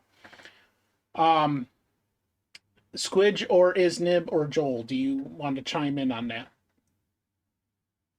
I'll go. I think I think it's not as black and white. I think historical law, you can't completely ignore it. It's empirical. You have to work off of it. You can base the evolution of it, like Maleggio was talking about, off of what was there, but you can't eliminate it, because that's to me, it's like a game of Jenga, and you take too many pieces out of the bottom, it might fall. Or maybe that's a good thing. Maybe it's good or bad if the whole tower collapses and you have to rebuild from scratch. But there's probably some good in it too, right? There's probably some things in historical law, obviously not slavery, but there might be some things there that are worth working off of, building off of, using the experience, use it as a guideline. So essentially, we're going to use historical law or historical precedent as a jumping off point. Sure, but emphasis on historical. Clearly, a lot of it is outdated, archaic, just tradition. Okay. Like they were talking about with the Queen. It's just archaic tradition. Time to move on to something based on what was there, maybe. Okay, so I think we can all agree that that is not a good method, at least in whole, determining right and wrong. It could be a jumping off point to begin a new modern discussion on that. Yeah. But tradition for tradition's sake is just not something we want to do typically anyway. That's my biggest point. Okay. Not for tradition's sake, never. Instinct. Is there any method by which we would be determining right and wrong? And I want to use it specifically as it relates to how we interact with other people. Does instinct play a role in that? I don't know exactly what you mean by instinct. Do you mean more like empathy, or because in my head, instinct is to, I don't know, run away from danger. I don't know how that affects interacting with people, but I think, well, any like for instance, if I said to you, okay, a man is approaching you on the street and your instinct is telling you that this is a dangerous man. Okay. I think that's incredibly important, yeah, because that's going to affect every individual. Okay. In multiple situations. And what if your instincts are wrong? That's the problem with being human. Okay. You're never going to get away from that instinct and how people behave, and which is based on beliefs and biases. You will never be able to eliminate them, so it has to feature or factor in some way in how we determine right from wrong, or laws or policies. Okay, so you're saying that instinct is going to play a vital role no matter what. We may or may not want it to play a role in that, but it's going to be factored in no matter what. Yeah, we're not robots. We all have instincts. That's not something you can shut down, so it has to be accounted for, I think. Okay. Isnib? Yeah, thank you, Scotty. By instinct, I assume you are meaning, in terms of right and wrong, what an individual intrinsically feels is right and wrong. Literally, not just by consensus, but not just by there's no way to prove it. It's what you as an individual feel is right and wrong. I assume that's what you mean by the term instincts, and I do feel that is the core of the whole crux of the thing, because that is the closest we can get. What we feel is right and wrong, and our consensus of getting those, discussing those feelings, because some people may disagree with this on a fundamental level of reality. Whether you want to call it the universe, the multiverse, existence, reality, whatever you want to call it, the totality of everything. I don't. This is just a belief, because I can't prove this one way or another, and nobody else can. I don't feel there is actual intrinsic right and wrong. It's right and wrong is a human concepts. Not well, I say a human. I'm sure if there's sentient aliens out there in the universe, I'm sure they would count as well. If an animal is, being killed by a predator for food to be eaten, the prey animal isn't like thinking, "Oh, this is wrong. this isn't supposed to happen. It's just running on instinct. This is the natural order of the world. Much like the predator is not thinking, oh, this is right, excellent. They're just on survival instinct. Yes, but humans definitely have a much higher level of reasoning power Mm, to potentially absolutely. override instinct than any animal species. And yet we still often choose to do something that probably a majority of the people would consider as something wrong, like stealing Absolutely. or harming another person. Or, I mean, look at Putin, for example. Putin is still living by a concept that the world is his to conquer, and all he needs to do is go out there and do it. Yeah. And we probably, I could speak for just about everybody here, would find that behavior abhorrent. And yet, Yes. that's how the Agreed. majority of nations over the entire history of the planet have either grown or shrank, conquering or being conquered. And that doesn't relate just to, say, Asia or Europe or even America. I'm talking about every corner of the world that has human population up until recently, like say 200 years ago or so, was that entire concept of you become a greater nation and a greater people by conquest. And only now in recent years has that been something that that people are starting to reject, and they see a different way. Now, I personally think a lot of that has to do with the founding fathers of America, because that was literally the first time that the divine right of kings was rejected. Now, I'm not singing their praises there. I'm just saying it started a firestorm across the planet of a change in human thinking, that okay, well, maybe we aren't going to swear fealty to this person who owns the most land, or whatever the case may be, had the most people fighting for them, has the most gold, and now we're going to actually look at what a person's worth is. And you know, the little people can own land, and the little people can create something of value. And there we, you know, we move to something like democracy, or whatever the case may be.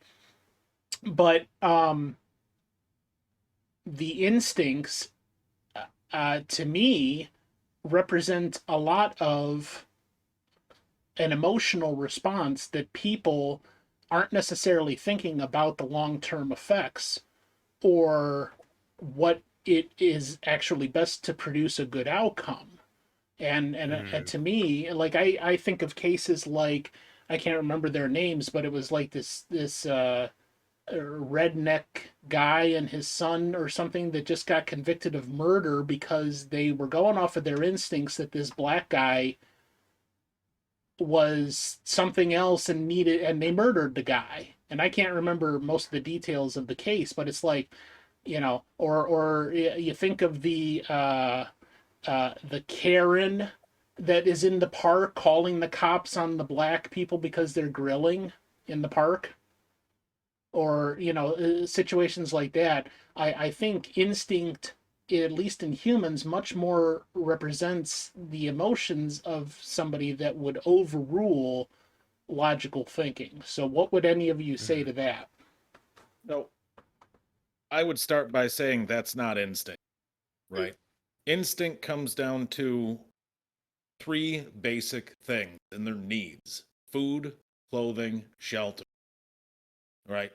We are animals, right? And if we don't get our basic needs, that's when actual instinct kicks in. If you don't have food and you're starving, that's when you're going to come to that point where you can't help it. You're going to steal food. You know, same thing with clothing. If you're freezing, at some point you are going to steal something to wrap around you so that you don't die, right? Everything beyond that is not instinct, it's want. It's not need, it's want, right? These people wanted to blame a black guy and say, I'm afraid of him. That's not their instinct. That's their racial bias that they were taught maybe at a young age, but that's not their actual instinct. And If they happen to be blind, you don't think their instincts are dictating to them that no, racial bias? no, I don't think so at all. I think that is there's nature and nurture. I think that racism is 100% nurture. I don't think there's Okay. anything natural to disliking people based on color of their skin or anything of that nature. Hold on, If really they were quick. legitimately blind, they would never feel any danger with that person, even if they could hear them right next to them. It's the fact that they saw them and had this preconceived notion. That's not instinct. That's bias that you have created or someone has created for you. Well, hold on. Okay, I could see that.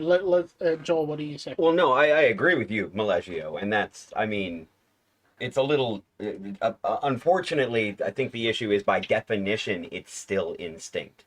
If you want to pull up the definition of instinct. Otherwise, I agree with you, especially on the morality of the situation. I mean, that's, no matter how you slice it, there's something ridiculous about it, if not pure evil that's ingrained in them from a young age or whatever it is. But unfortunately, by definition, it is instinct. It's just not survival instincts necessarily, as you were putting it. I don't know. I would say it's conditioned behavior. Yes. Yes. As somebody in the chat put it, learned behavior. I think that was Sween. Behavioral patterns would, you know, unfortunately falls under the definition of instinct. Whether or not it's a good or a bad instinct, it's certainly not a survival instinct necessarily, as you put it, though. Okay. Go ahead, Squid. You'll be the last speaker on this for a second. Yeah, sorry, I don't know. I'm a lot more with Melegio on this, because when people are born, we are born with two fears, and that's loud noises and falling. Everything else is learned, and therefore everything else can be unlearned, and you cannot unlearn an instinct. So you can have a knee-jerk response of, oh, I'm now afraid of that person because of the color of their skin, because you've been conditioned, you've been brought up in an environment where that's the consensus. Therefore, okay, well, this is right, therefore I believe it is right. But that can also be unlearned. So I wouldn't call it instinct, which is why I would kind of back up what Melegio says from a psychology standpoint. That's good. All right, so I actually spent more time on instinct than I wanted to, but that led to a very interesting discussion. So I appreciate you all for that, and everybody in our chat that's contributing as well. So as I said, I went through this and I had these 4 main bullet points, but I specifically left one out, and it has not been mentioned, I don't think, once in this entire discussion. Can I guess? Yeah. Philosophy. No, I would put philosophy in with the same slot as religion. I mean, obviously it's a little bit different, but most people are, if they aren't religious, philosophy is their religion, you know. No, Maybe. but you're wrong. So the thing that I'm pretty sure, like, I've heard people skirting around this, but not addressing it directly. And like I said, this is something that I don't think most people have even considered this. We're talking about how do we as a human species determine right and wrong? Well, religion is extremely biased. We've already found that out in so many different ways throughout this discussion that we cannot rely on any single religion. If for no other reason than we cannot prove the existence of God in any form, any religion's idea or concept of what that is. We can't prove it. So it's a nice thought, and everybody can have their own religious beliefs under a freedom of religion concept, but it certainly isn't going to be a way to address how do we as an entire species determine right and wrong, or even on a community level. I mean, I think about like primarily Christian communities, especially in the Deep South, where they have religious symbols like crosses on city property, like water towers. I think that was a case that came up several years ago, and they had to remove it because no, you do not speak for the entire community. And I argued strenuously with Republican friends of mine, conservative Christian friends of mine at the time, that no, that is a violation of the separation of church and state. Government, well, we've got current policies, we've got maybe historical policies in the law, and all of those are just jumping off points to decide what we do next, because maybe those policies were wrong, or maybe there was something there that we've grown beyond, such as accepting slavery or things like that. And instinct, I think, like you said, should play a role, but it also should be limited. It should not be the entire kit and caboodle. So what we come down to is what I personally believe, and this is one of the rare times that I'm actually going to tell you what I actually believe, and that is there is a method by which we should, as a human species, determine right and wrong, and nobody talks about it, and that is rights. If we can and are able, as a human species, to determine what rights are, who has rights, and what those rights are, and how they are to be defined, I believe that that is probably the most efficient method of determining right and wrong. And I'll use a very generalized example. If I'm trying to murder somebody, I am violating their right to exist, to live. Therefore, there's a law against murder. And the law says, sorry, you can't violate that guy's right to live. So therefore, murder is wrong. And that's a very simple way to determine right or wrong. Now, there's obviously exclusions to that, like if I'm doing it in self-defense, or something else that comes into play where we obviously have to say what is the details of that whole argument. But if I say to you, you have a right to live, and you say, yes, you cannot murder me, well, then we've just determined that murdering somebody and violating their right is not acceptable and therefore would be considered wrong. So my first question to all of you is, setting aside for the moment the discussion of what constitutes a right, and I actually did in our contributors forum list that as one of a potential topic that we could discuss in a later show. What actually constitutes a right and how do we define that? Setting aside that discussion for the moment, have you ever considered this as the basis for determining what is right and wrong? Yes. You have. Okay. And what were your thoughts on the matter? Well, I don't know how bad it is in the US, but for example, here in the UK, there's a big energy crisis, prices are going up, some people can't afford to heat their homes. Okay. And I was having a discussion with a friend that having access to safe accommodation that can be heated and food that you can pay for with your job, whatever that might be, should be a right. You shouldn't, like, there are certain like rights that you should definitely have, regardless of what you do, who you are, your background. And I've had that discussion before, definitely.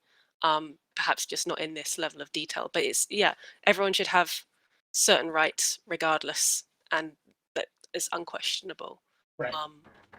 Now, Yes. we may, in fact, I can almost guarantee that we're going to disagree, or just people in general are going to disagree as to what constitutes a right. Sween says you think it's tricky because everyone should have the same rights, but also have the same access to those rights.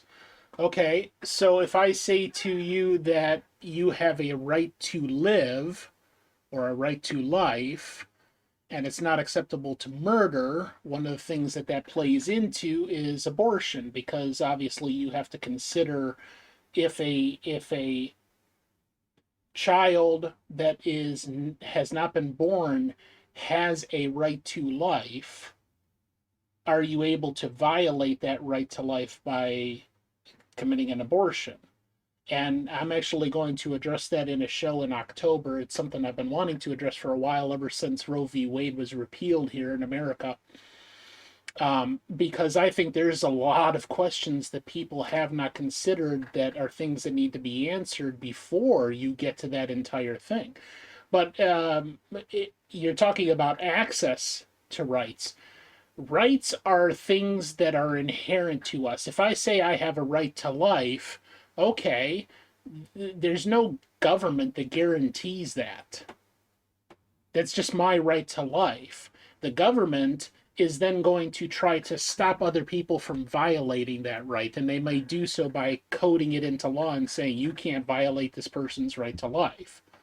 Okay, so it really depends, and yes, I get everything you're saying there, but you would essentially have to first define what constitutes a right, because I could say I have a right to life, but I could also say I have a right to go around stabbing every basketball I see with a pair of scissors, and that's my right.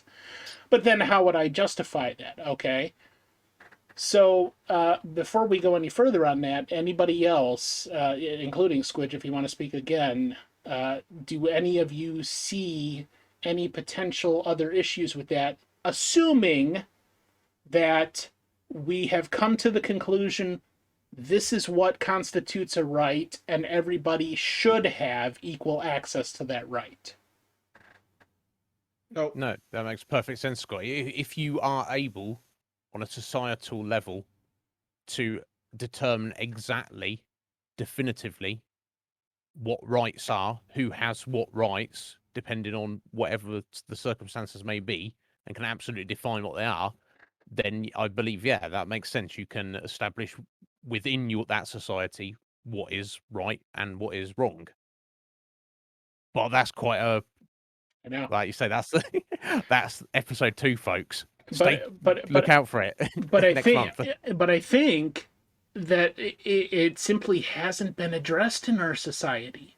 Everybody is so focused on all these other things. I'm going to vote for a Christian because I'm a Christian and I don't want non-Christians in there.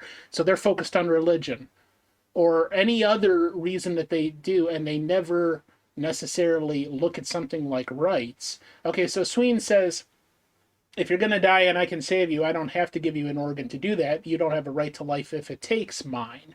Okay, so obviously that is a limitation on somebody's right. I don't have a right, even though I have a right to life, to say, Sween, you have to give me your kidney. I'm dying, and the government forces you at gunpoint to hand over your kidney. No.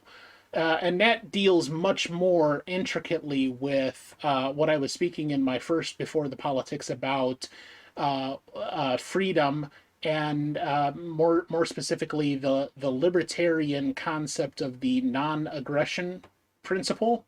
And you can look that up at your own leisure if you like the NAP.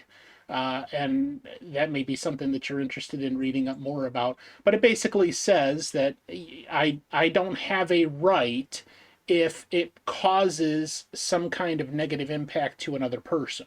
So your rights have limitations, they have modifiers. They're not absolute. And we're starting to get into that discussion of what constitutes a right, and I don't necessarily want to do that. But let's focus on this main point here.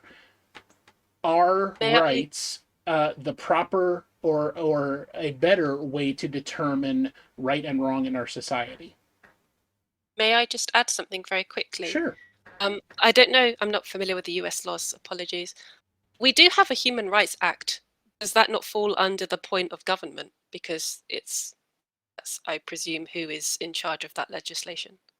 Well, what happens if the government violates the Human Rights Act? I don't know the law that well, but I just know there is an act that covers human rights. So I don't know whether it's enough to be its own thing, or if it is a subset of the laws that the government decides on. Or if it's always upheld. A less drastic example than human rights would be,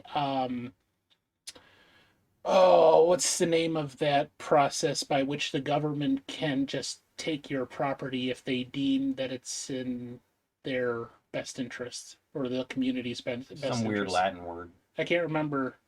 Yeah, It's eminent domain. eminent domain. Thank you.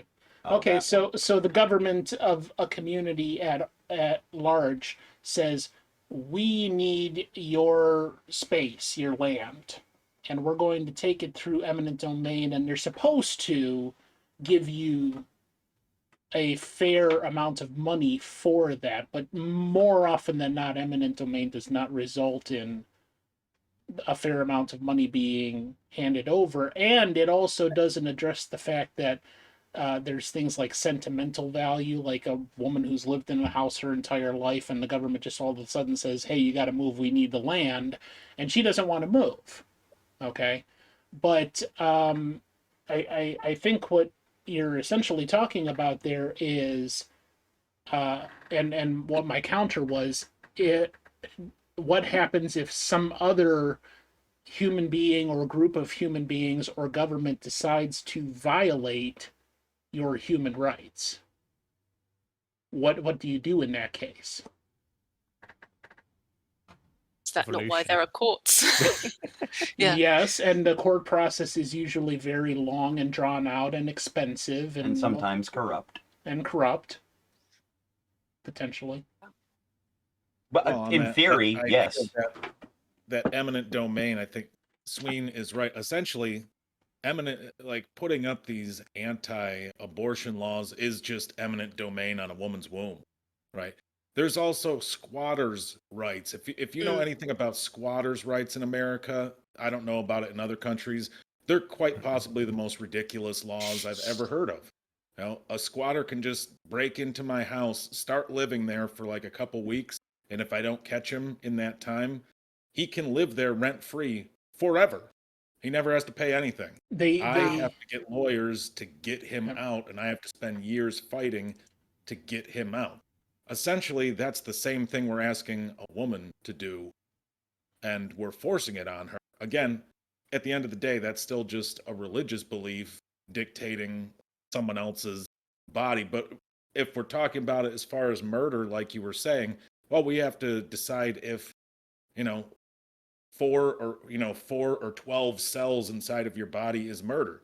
I would argue that when someone takes a shower and uses a loofah to scrape off their arm, they're destroying way more living human cells than any abortion has ever been.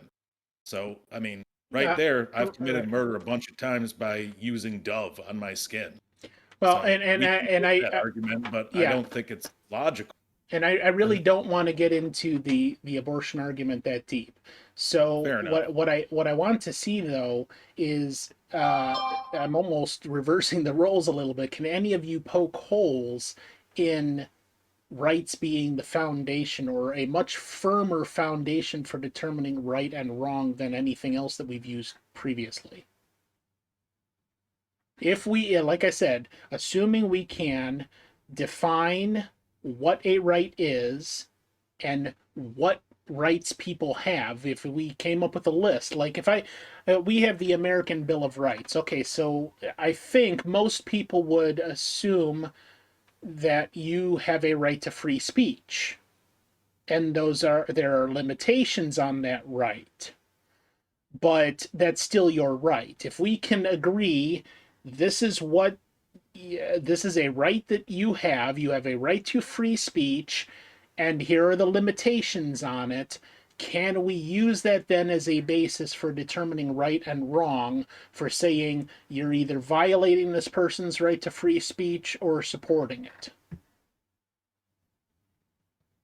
Does anybody see an issue with that method? I can't think of an example, but there'd still be complications. There's always going to be something small that is, well, where the fuck do we go from here? Okay. Well, I think for starters, we should at least all get on the same page so people understand what freedom of speech actually means, right? Because people think freedom of speech means they can say whatever they want. No, you can say whatever you want without being put in jail by the government.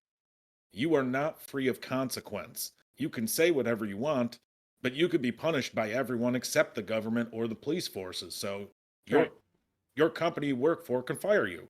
Facebook can ban you. you can't then cry about your freedom of speech, because that's not what's guaranteed to you. You're just guaranteed to be able to say this stuff and not go to jail for it. And that's important. But people need to understand that that's what freedom of speech actually is.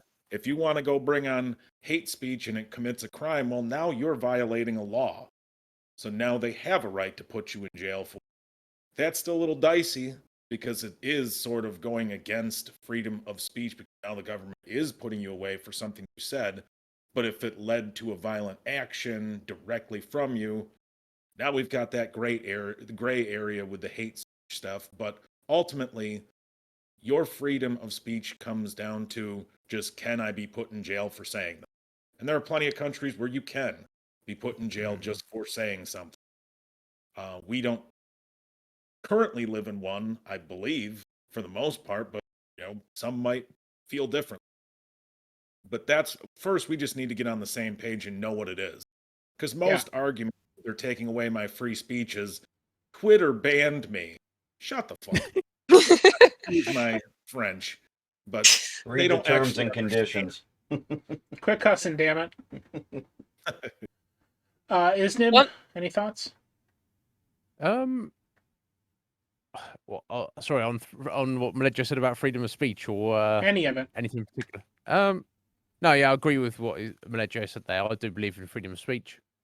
I believe it's absolute, but as he says, it's, in a legal sense. You should be able to express yourself in any way you want, say whatever you like about anything, however crazy or ridiculous it is, or profound, or whatever, without legal repercussions. I do believe in that. But as Meledjo says, if you say something quite crazy and outlandish and hateful, people are probably going to react badly to that, and you should, of course, reap the consequences of that. And if you're not willing to do that, maybe you should keep your mouth shut. Yeah, no, I don't know how there's anything else without going back quite a way into the discussion, that I necessarily want to add at this juncture. Okay. Squidge? I would just ask, what would your argument be if somebody didn't agree with one of the rights that you laid down? So Well, I know that definitely has to be essential. The determination of what is a right, and when I had proposed that as a potential future show topic, I do have some thoughts on how that argument should go, because, for instance, the non-aggression principle would dictate that if you want to have a right, say a right to medical care, that you could just enter the hospital at any time, have everything taken care of for you, and not have to pay anything because you say you don't have money for that, or it's exorbitantly expensive and you can't pay for it even though you have some money. Whatever the case may be, we're going to say that you have a right to medical care. However, that conscripts the labor of other people. And therefore, you don't have a right to force a doctor to treat you. You don't have a right to force other taxpayers through the government to pay for your medical care. So those two ideas conflict. Now, we could maybe debate the merits of each one, but in determining what is an actual right, you definitely have to draw some very definitive lines on what we would consider a right and what we don't, and then, even more important than determining what constitutes a right, abiding by those restrictions. To say, this is what a right that the people enjoy, and that's what we're going to make policy do surrounding that moving forward. So obviously, and I know I've said this before, but obviously we have to define what is a right first. But I think if that was to be done, it would be a far better method of determining right and wrong, and therefore laws that govern people that various governments make, because it's on a solid foundation that everybody can agree on. And maybe we can't agree on that right away, but if something like that were debated and merited, I think eventually people could come to a consensus on that. Far better than religion or anything else that we've decided thus far.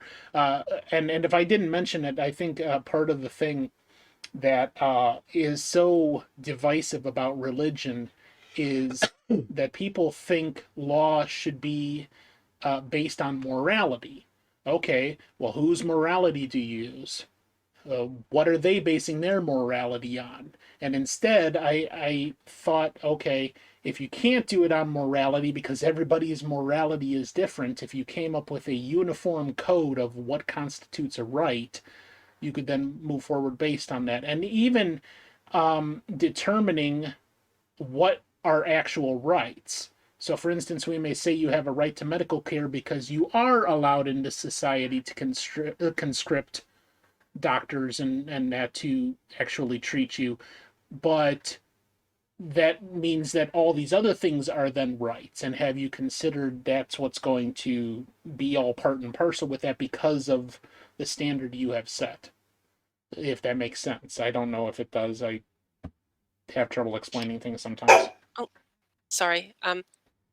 About Boris. It does make sense. I just wonder whether because I don't know exactly how laws of government were first defined, but it wouldn't surprise me if the original few laws were around similar ideals of human rights, and then the religious and bias and what have you depicted other laws. So it's almost like, let's strip back everything just to the fundamental basics of what we as humans need to survive and thrive, and get rid of everything else that's anything to do with religion, party biases, that sort of thing.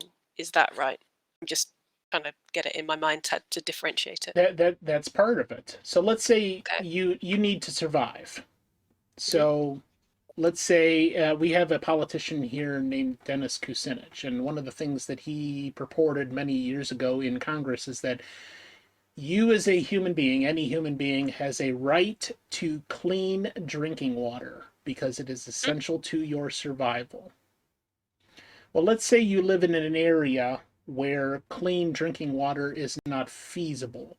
And the only way that it's going to be feasible is that somebody is going to take the initiative to bring in purifying equipment or whatever the case may be. If nobody has that wherewithal, they would then maybe turn to the government, and as a whole, the community all contributes to say, okay, now we're, as a community, going to purchase purifying equipment so that we can then provide that thing. Okay, does that make sense to everybody? Okay. Where is the limit on that? Because then you have to define what is essential for survival. And Well, maybe that's going to be an easy thing to agree upon, but I'm the skeptic, the ever skeptic. I don't think that you're going to have a lot of people coming together on everything and agreeing this is necessary for survival, because that's how you have programs in the city where they pay for artwork because they say this is something that the people should have. It's essential to your well-being as a human is to view artwork. So we're going to hire some artists to create some street art or paint some murals. So I don't think there's going to necessarily be agreement on that, but you're essentially saying that you have to agree on what the essentials of survival are first, which is, I think, the same argument as defining what a right is. Life, liberty, and the pursuit of happiness. Okay, my pursuit of happiness is going on vacation. So the government is going to pay for me going on vacation? I think I even did a Facebook post on that a while ago, that they said there was an article saying that sex is a gigantic part of a human being's happiness. And so I responded with, okay, so is the government going to pay for my hookers now? You know? So I think at the end of the day, it's got to go back to the food, clothing, shelter, right? So as far as the medical care thing goes, 100% government should be taking care of that. And every one of us already agree with this, whether we know it or not here, because no one has a problem with the fire department putting my house out if it's on fire. We just expect it. It's just an expectation. Now, we don't want that house on fire. It could kill people. We're sending over fire trucks for free, and it's going to put that out because it's a danger to the health and to safety of the people living there. Well, I could argue if I need to go to the hospital, it's the exact same thing. I might have a disease that could spread to all the people around me. But if I've got to pay $20, $30, $40,000 for care, I'm not going to go to the hospital, right? But and we're fine with clean and healthy drinking water. Like you said, we may have to bring in equipment and pay for big, expensive equipment to do that. But we already agree on those things. We already have. That's why we have police departments too. You're not looking online to find what's the cheapest police department. All right, this one's got a deal. I'm gonna call them and see if I can get a coupon because this burglar's trying to get into my house. No, It's ridiculous. no. However, people always look at the tax rates of an area that they're seeking to move into because they don't necessarily want to pay higher taxes. I don't want to say always, but I'd say more often than not, people are going to look and say, oh, well, this community, this state over here has a 5% tax rate. This other place that I'm looking at has an 8% tax rate. That's going to factor into my decision. I want to move to the place that has lower taxes. Well, people are tricked by money. Like, right? They go, I want lower taxes, but then they'll get there and then they still want to have all the conveniences that come from those taxes. Like, we demonize the word taxes, pretending that it's something much worse than it actually is. We've all been paying taxes our whole life, right? It's never been as big of a problem as we pretend that it is. You know, we'll complain about those potholes on our street, though, and go, where are my taxes going? Like, well, you didn't want to pay taxes.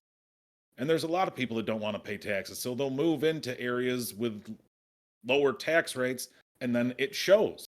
You'll have a shitty street, right? Right. You're getting what you pay for, and just in this case, it's paying it to the government. Well, Or maybe dying in hospitals and having $900,000 of debt, right? but there's also something to factor in about poor management.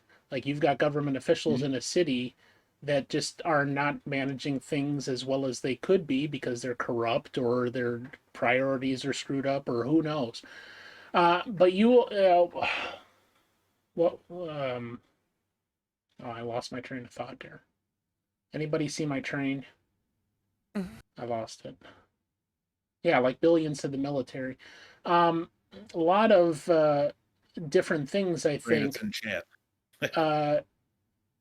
And taxes. Oh, this is what I was going to say. There's a group of people, primarily libertarians, that would say taxation is theft, and the way they justify that line of reasoning is they say,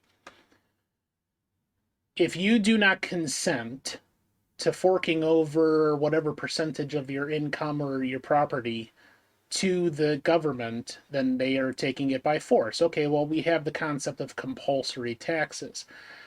Do you have a right to own property and to do with your property as you see fit? And this, of course, is all part and parcel with determining what our rights are. But if I say you have a right to property, you have the right to go and earn a living and then trade some of that money for the necessities of life, or even the things that are not necessities, but the things that you want to have, comic books, video games, whatever. Those are yours now. You own them because you have a right to property, and you have, through the exercise of that right, the ability to own things like your land, your house, your car, all of this stuff that you purchase with your labor. And they're basically saying that the government has no power, should have no power or authority to violate your right to property.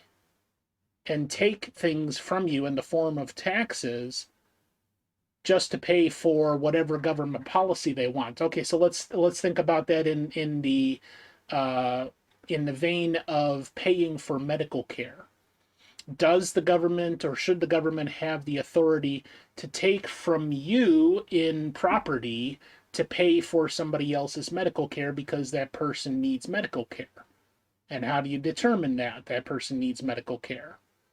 Maybe a facet of that then comes very complex is, let's say medical care deals with gender transition surgery. And all of a sudden the government is paying for gender transition surgery.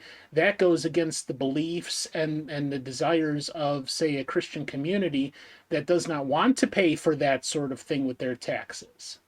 But now that's defined as the government as medical care. So now you have no choice but to pay for it through your taxes. See, and I'm just bringing to light how complex that sort of thing can get.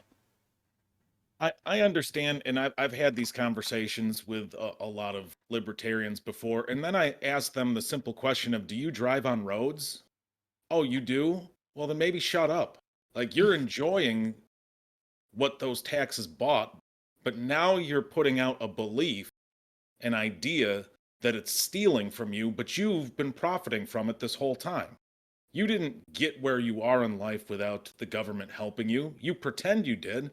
But unless you're living out in the forest where you built the house yourself, you did your own plumbing, you do all your own hunting, you get all of your own resources and you built them all yourself, then you are getting help from the government and from the people around you in some way, so shut up. I mean, I believe a lot of the things they believe too, except that they're saying it from a completely delusional standpoint. No. I'm going to stop. Have to do any of this. I'm going to stop you there, Malegio, because now you're attacking their character. We're not going to attack people because we think they're delusional.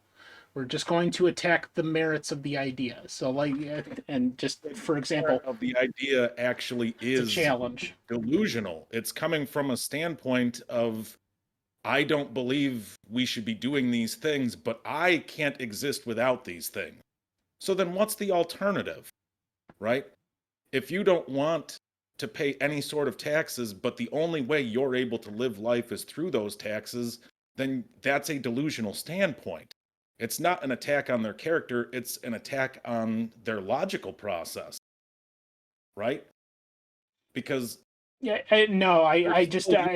taking right, but they didn't pave it themselves. I'm taking exception to the word delusional because it's not attached to necessarily the concept that they're purporting. You're attaching it to the people themselves. You're saying they're delusional for believing this delusional thing, and I'm saying no, we're not going to do that. We're simply going to say whether or not this is something that should be done based on X factor. I apologize. I believe that. No, you're fine, but because I actually thank you for giving me a prime example of how our challenge system would work there. It's just not. No, that's perfect. It's not something that we're going to do. Clear. So, because I don't want to say this person is stupid or that person's not stupid. I just think that line of thinking comes from a place where they weren't thinking to start, and now they're coming up with a philosophy that's already 5 steps down the road. These 5 things already happened for me to be able to make this idea, but now I'm going to discount those other 5 things as being bad. Well, you can't really do that. You can't start, 40 yards into the race and then say those 40 yards shouldn't have existed in the first place. Yeah, I understand where you're coming from. All right, so I think we're going to start to wrap up here. So the basic premise of what I was presenting there is that I think rights are a better method for determining right and wrong as a human species if, and it is predicated upon, we can define and come up with a standard for defining rights and how they should be applied, and as Sween said, universal access to those rights, which in my mind really details having a government that does not violate those rights in any way. And if there's an individual or a group of people outside of the government that is violating those rights or attempting to violate those rights, that is when the government would step in to protect the individual and their rights from that other party. So again, closing thoughts, let's just do it that way. And any and all of you, what do you think would maybe sum up this entire discussion? Well, I'll go first and just get it out of the way. I think you're right about the rights. To, as long as we have good definitions of what the rights should be, like I said before, we have the right to a fire department coming and putting a fire out at our house, not to having an emergency surgery done without paying, taking out a second mortgage on my house. So we need better definitions of what we consider right. And that's it. Okay. Gridge, want to say anything? Oh gosh, I don't know. How can you sum up that? Okay. It's difficult. I think, but whatever we do, I think whatever belief systems we follow to or use to determine right and wrong on an individual level or a societal level, I think, if it could be built on empathy, I think we would be in a better place than if it was built on the selfishness that kind of got us here. But it may be impossible. I don't know. Kind to agree. Yeah, Scotty, I like your idea of trying to define right and wrong out of establishing what an individual's rights should be, universal rights to every individual. I just feel that it may take longer than our combined lifetimes to establish what that list of rights were, with every single possible deviation, nuance, or possibility that could arise from any of them. Right. So I'm not saying it's not worth trying to do. It's just look at how long it took the various countries around the world to decide that slavery is not a thing that should exist anymore.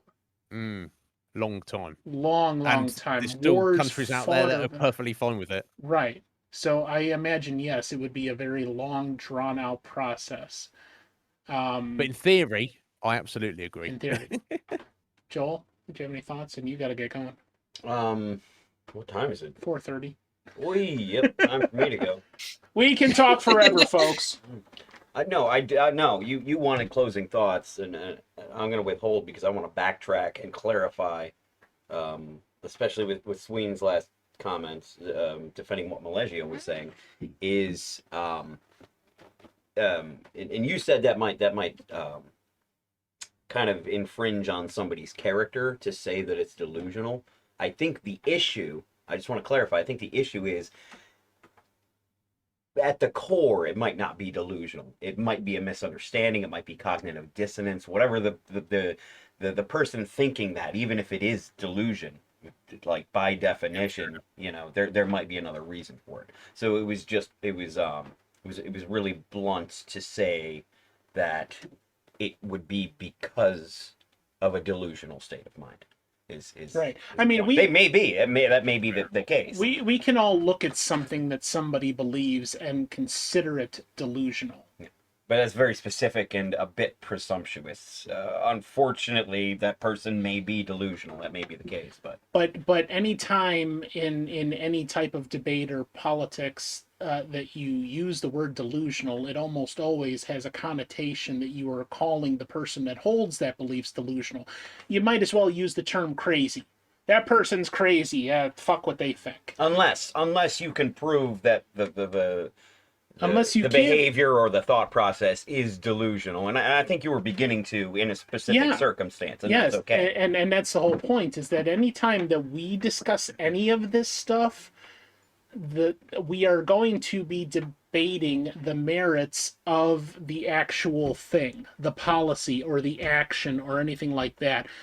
I don't care who the, like you were just talking about with the at the beginning, the politicians. We don't need to see their face. We don't need to see their religion. I don't care who is the person that is saying this thing, because ultimately that does not matter. We're going to debate the merits of the thing, not the person who said it. And this was one of the things that I set forth in the rules on who could be a contributor and why, is that we're setting a new standard where you basically respect everyone. And I use the term because it's so easily recognizable of Hitler. Okay, Hitler was a horrible human being. I don't think anybody has a problem agreeing with that or stating that. But if we're going to talk about the policies that Hitler enacted in Germany and why, and the merits of those policies, then who Hitler is as a person and why he personally decided those things absolutely do not matter. So let's talk about those things. And then if there's any type of a character attack of the person, like Donald Trump, I can't stand Donald Trump, but I'm not going to attack any policy that he enacted in government simply because he's a loudmouth dumbass. Yeah, if you're going to discuss any one politician's specific policy or thing, you sort of have to focus on the policy or whatever it is, and not necessarily how you personally, or even if it's everybody in the United States, how he feels about Donald Trump. I don't think anybody likes Donald Trump except for Donald Trump. Well, there are Trump supporters. I mean, there's people love that him. yeah. I mean, yeah. But you don't usually use that when you're talking about a specific policy. You got to take the bias out of it personally. Right, and that's the whole point, is that I don't care who Donald Trump is as a person, and my own despising of the man-child is beside the point. Beside the point. We want to debate what's best for. That's one of those fallacies. Things. Yes, and that's why I included that in the fallacy. You can't attack a person's character. You can't say, "Oh, well, he's a horrible person, so we should just dismiss the argument." No, we're going to sit there and talk about it. So, okay, if nobody else has anything else to add to that discussion. I'll say just one quick thing. I guess from now on, we should just steer clear of the word I used, delusional, because what I really meant was illogical. Yes. Yeah, I was about to defend you on that. In the context of what I was saying, they meant the same thing, but they carried a different emotional weight. Yeah. Yes. So that's something that I can take from this, is to be careful how I say what I mean, because there was no reason necessarily to use that word when I meant illogical. You know. Well, and sorry for that. No, and you're fine. Like I said, this is a learning I would have done the experience. same thing. I'm not going to hold it against you, Malegio. What I'm saying is, the term delusional carries so much emotional weight to it when you talk to somebody about that. Even if you're just talking about the policy, well, that policy is delusional. Okay, well, you're dismissing the policy, but you're not actually stating the reasons why. You're just saying, I think that's a bad idea, that I'm just not even going to tell you why. I'm just going to sum it up as delusional. Okay? Yeah. So it's that type of language that we're going to try to avoid. All right, so I appreciate everybody so much. We've actually gone an hour over the allotted time. Now, part of that was because Joel I thought he had to work at 4, and he actually has to work at 5. So we were able to go this far. And like I said, if we're moving forward with this and we're going to have more than just 3 contributors, I really want to have 4 before we get into that standard format that I had listed there. And we may make changes or adjustments to it as we move on.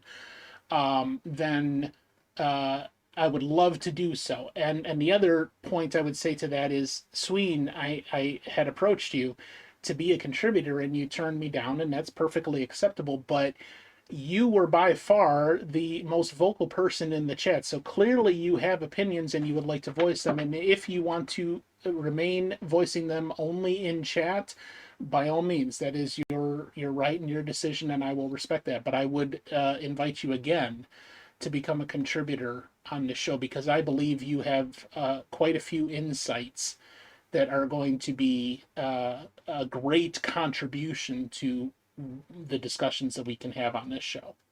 And anybody, Sorry, Squee, Yeah. if I may add to that, and there was also other individuals in chat who were fairly vocal, who are Of actually course. contributors who were, for whatever, I guess, I don't know, they were too busy to be here, but they were not too busy to be in chat.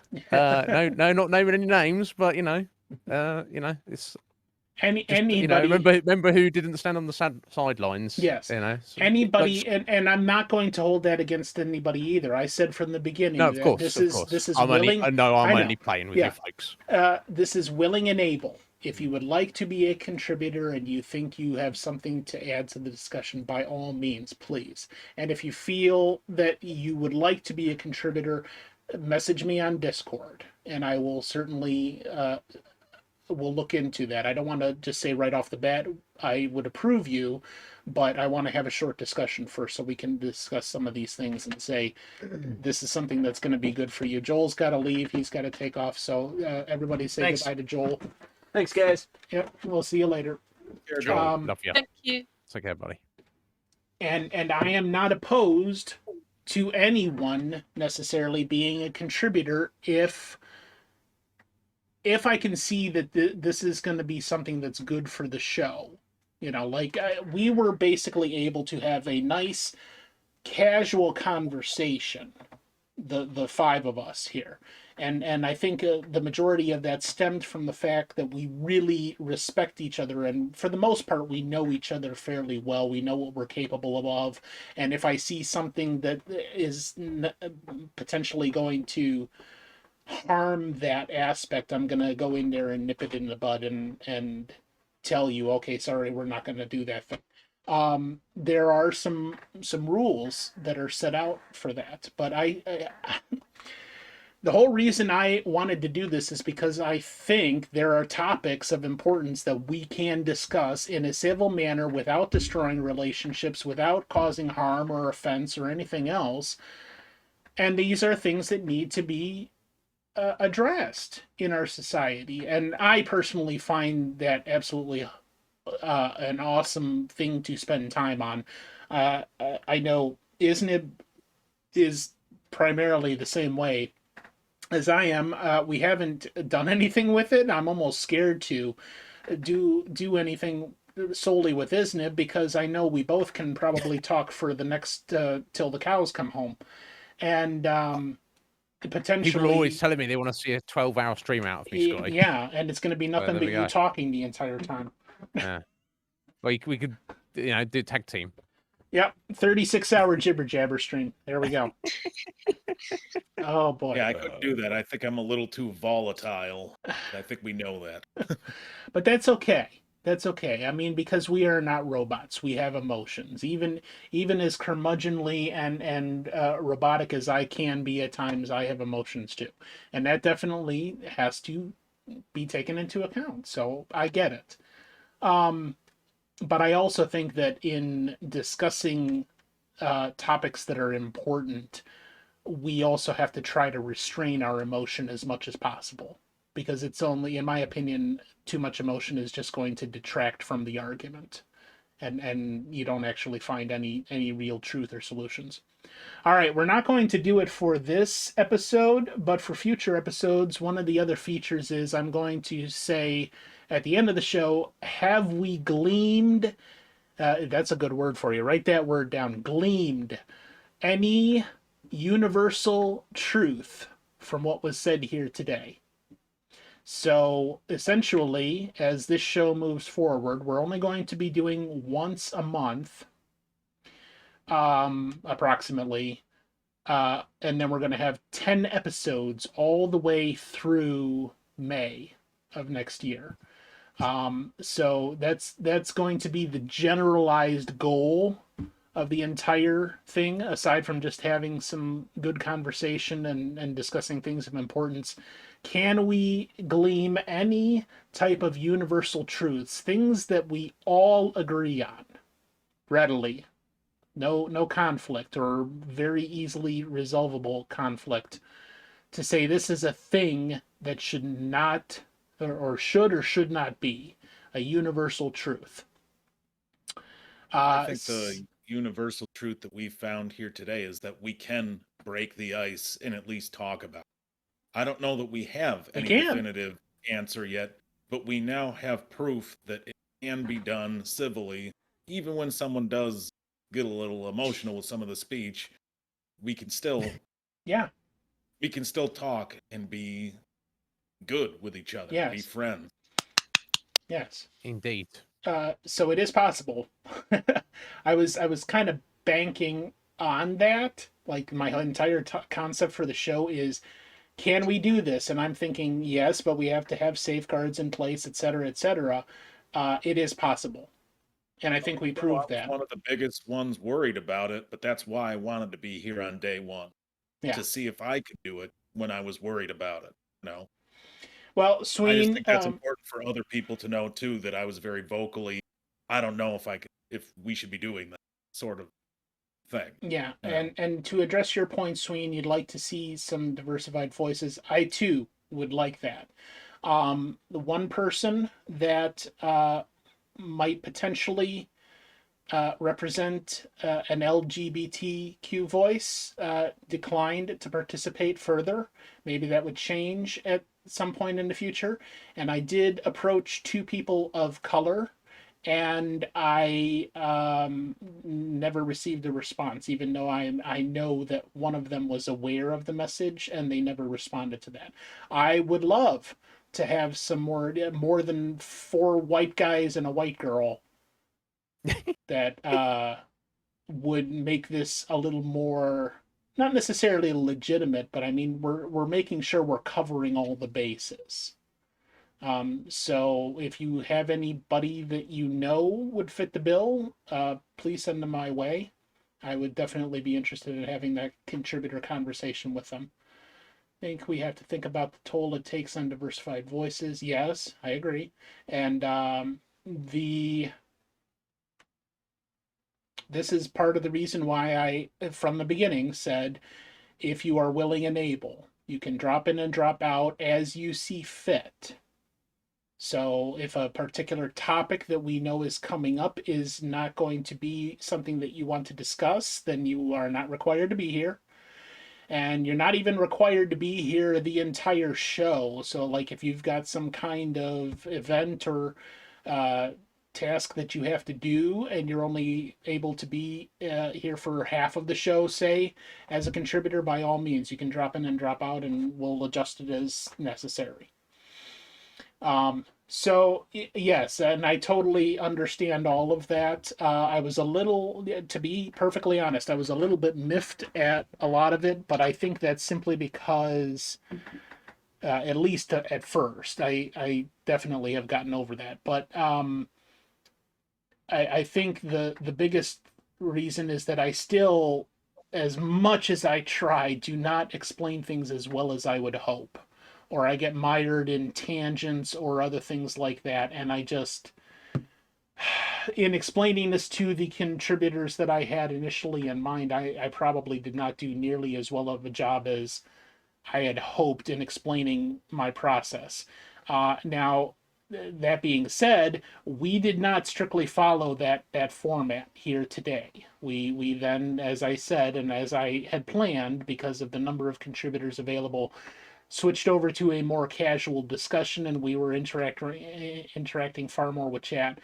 I would like to see if we have 4 contributors next episode, if we can do that format throughout the entire show, because I believe that actually would further discussion a lot easier and a lot more efficiently, and also have those protections to ensure that nobody is going to be harmed by the discussion that we have, by taking offense to something, and this relationship over here is harmed because of that, or whatever the case may be. All of us have expressed opinions here today that somebody could take offense at.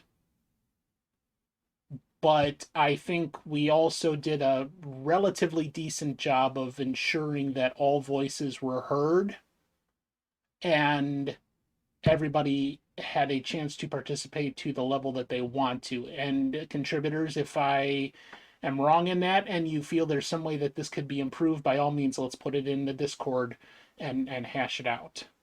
So that's about it. Anything else you folks want to say? Don't think so. I bloody love you all, even you, Slight. Yeah, it was a joy speaking with all of you. Thank you very much. Just got to learn a little bit more about you guys, especially Squidge, because I haven't talked to you as much. But I'm always interested to hear people's takes thing. And chat too. Thank you very much.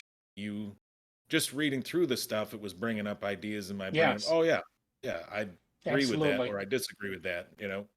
And in that regard, it is definitely interactive. I mean, we're readily going to read main points that are put out in chat.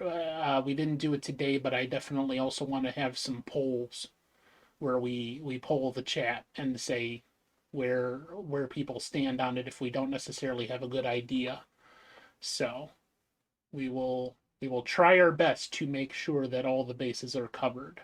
And I think that's really the entire kit and caboodle right there, is just making sure that every voice is heard, every stone is uncovered. To, if you're really trying to find truth, that's how you're going to do it, is be honest with yourself and say, this is how we actually are going to discuss the merits of something. So I appreciate you all. Thank you for being here. And I don't think I did here. Let me double check. I'm going to show things on the screen maybe that aren't relevant. Oh, I did set it up. My coming attractions on EBC. Thank God for work that I did beforehand. And completely forgot I did. So, tomorrow night, the EBC crowd takes on Jurassic Park from 1993. This is a Conflux exclusive. So if you have not done so and you wish to do so, I'm going to put our Discord link in the chat right now. Join the Conflux, and you can see this fantastic show where me and Joel and Russ, or Wonko as he is known, roast live a blockbuster movie. We do this about once every 3 weeks, and this one coming up tomorrow is Jurassic Park, the great CGI hit. Hold on to your butts, because it's going to be a fantastic time. It's going to be tomorrow night at 7 p.m. Eastern. Then coming up here on Tuesday, the second show, we started this last week, Ancient Airwaves, where I play old-time radio shows on Twitch. This week is Mystery House.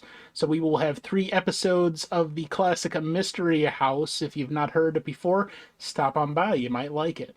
And then on Wednesday night, if you've never seen this before, I highly recommend this. This also takes place in the Conflux Discord. Song of the South from 1946. It's a movie that Disney never put out on video. The only one. Now, the reason why they did that is because there are very simplistic racist overtones to the movie. They cast Uncle Remus in a light that is very much recognizable in our day and age as racism. Now, that being said, we run into entertainment all the time that, maybe was made in an earlier age, and it's not something that reflects modern values or something like that. And I get that. But I do think that there is quite a bit of value in the movie by itself, because it was a pioneer in the field. It actually was the first movie to combine live action footage and animation. And Disney was on the cutting edge of that technology at the time. So if you've never seen it before, by all means stop by. I would love showing it to you. And that's going to be tomorrow at 7 in the Conflux. Then our That's Not Real Trek podcast continues on Thursday. That's Short and Sweet and I reviewing the newer Star Trek on Paramount Plus. If you don't like the newer Star Trek, then that sucks. I really feel sorry for you. You should like the new Star Trek. Everyone should like the new Star Trek. All right, and then Sunday, our season 2 premiere of Arcade Nostalgia Memories podcast. Cage and I are going to be booting up that old show that last was seen in June and we're starting season 2 for the fall. The first guest is none other than Legion Cage's wife, Short and Sweet, and she will be presenting an old Atari 2600 game. It's the first time we're going to be looking at an old classic game like that. Before the 16-bit system, before the 8-bit system, I think this is a negative 2-bit game. So you want to stop by to check out all the awesome graphics. And then I did not determine a time for this yet. I believe it's going to be at 8 p.m. Oh, and I'm sorry, that season 2 premiere of Arcade is going to be, I think, at 3 p.m. And then I think this is going to be at 8 p.m. that same day, Sunday. I'm going to be doing a special on the Constitution, the United States Constitution. What it was meant to be, what it accomplished, and its relevancy today. Now, I'm sure I'm going to be maybe passing a few opinions that people are not going to like because they don't necessarily like the Founding Fathers or think that they should be mentioned in any type of praising way. I'm going to try to remain as unbiased as possible, but I think there's a lot of information about the Constitution that people miss because they haven't necessarily looked into it very deeply, and they might, get their information from something that isn't necessarily as unbiased as they would hope. So I'm just going to be outlining what it is, what it did, what it's supposed to do, and what it's supposed to mean to us today. And if you're interested in that sort of things, like I am, I'm the fucking weirdo around here. I'm like, oh yeah, let's talk government policy. Oh, I could do that all day long, you might be interested in it. If you're not, that's perfectly okay. I don't want to, force that on anybody, but I will be providing that. So if you're interested, stop on by. All right, that's pretty much it here. So again, thank you all for joining me, and don't do anything I wouldn't do because I'm not going to do that shit. But let's find somebody to raid, shall we? Contributors, do you have any suggestions for a raid? That guy isn't on right now. No, I'm afraid not.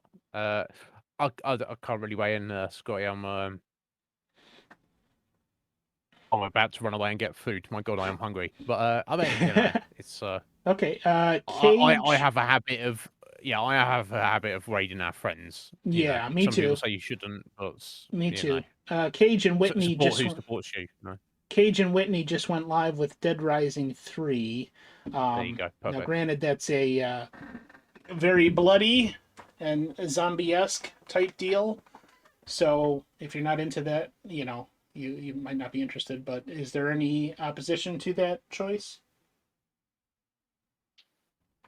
Nope. There's a lot of people on, so I would say any one of those choices is good. Okay, we'll go see. We'll go see which Whitney. All right. So that's pretty much it. Thank you all for joining me. I really appreciate you spending so much time with me on this great Sunday afternoon. We're going to do it again. The next show is on October 16th. I don't know. I don't have my schedule in front of me. Sometime in October. So if you're looking for this show in particular, and thank you. I think it's Lime for the follow just now. What's the name? Lime something. I lost it. Where'd it go? Zest, was it? Lime Zest. Yes. I love lime zest in the morning on my cookies. So thank you for the follow. I appreciate you. And this show should be back in about a month. But that's about it. Thank you all for joining. We'll see you later. Don't do anything I wouldn't do because Squidge ain't going to do that shit either. I mean, she's already laughing about it. All right. Thanks, folks. See you later. Adios. Goodbye.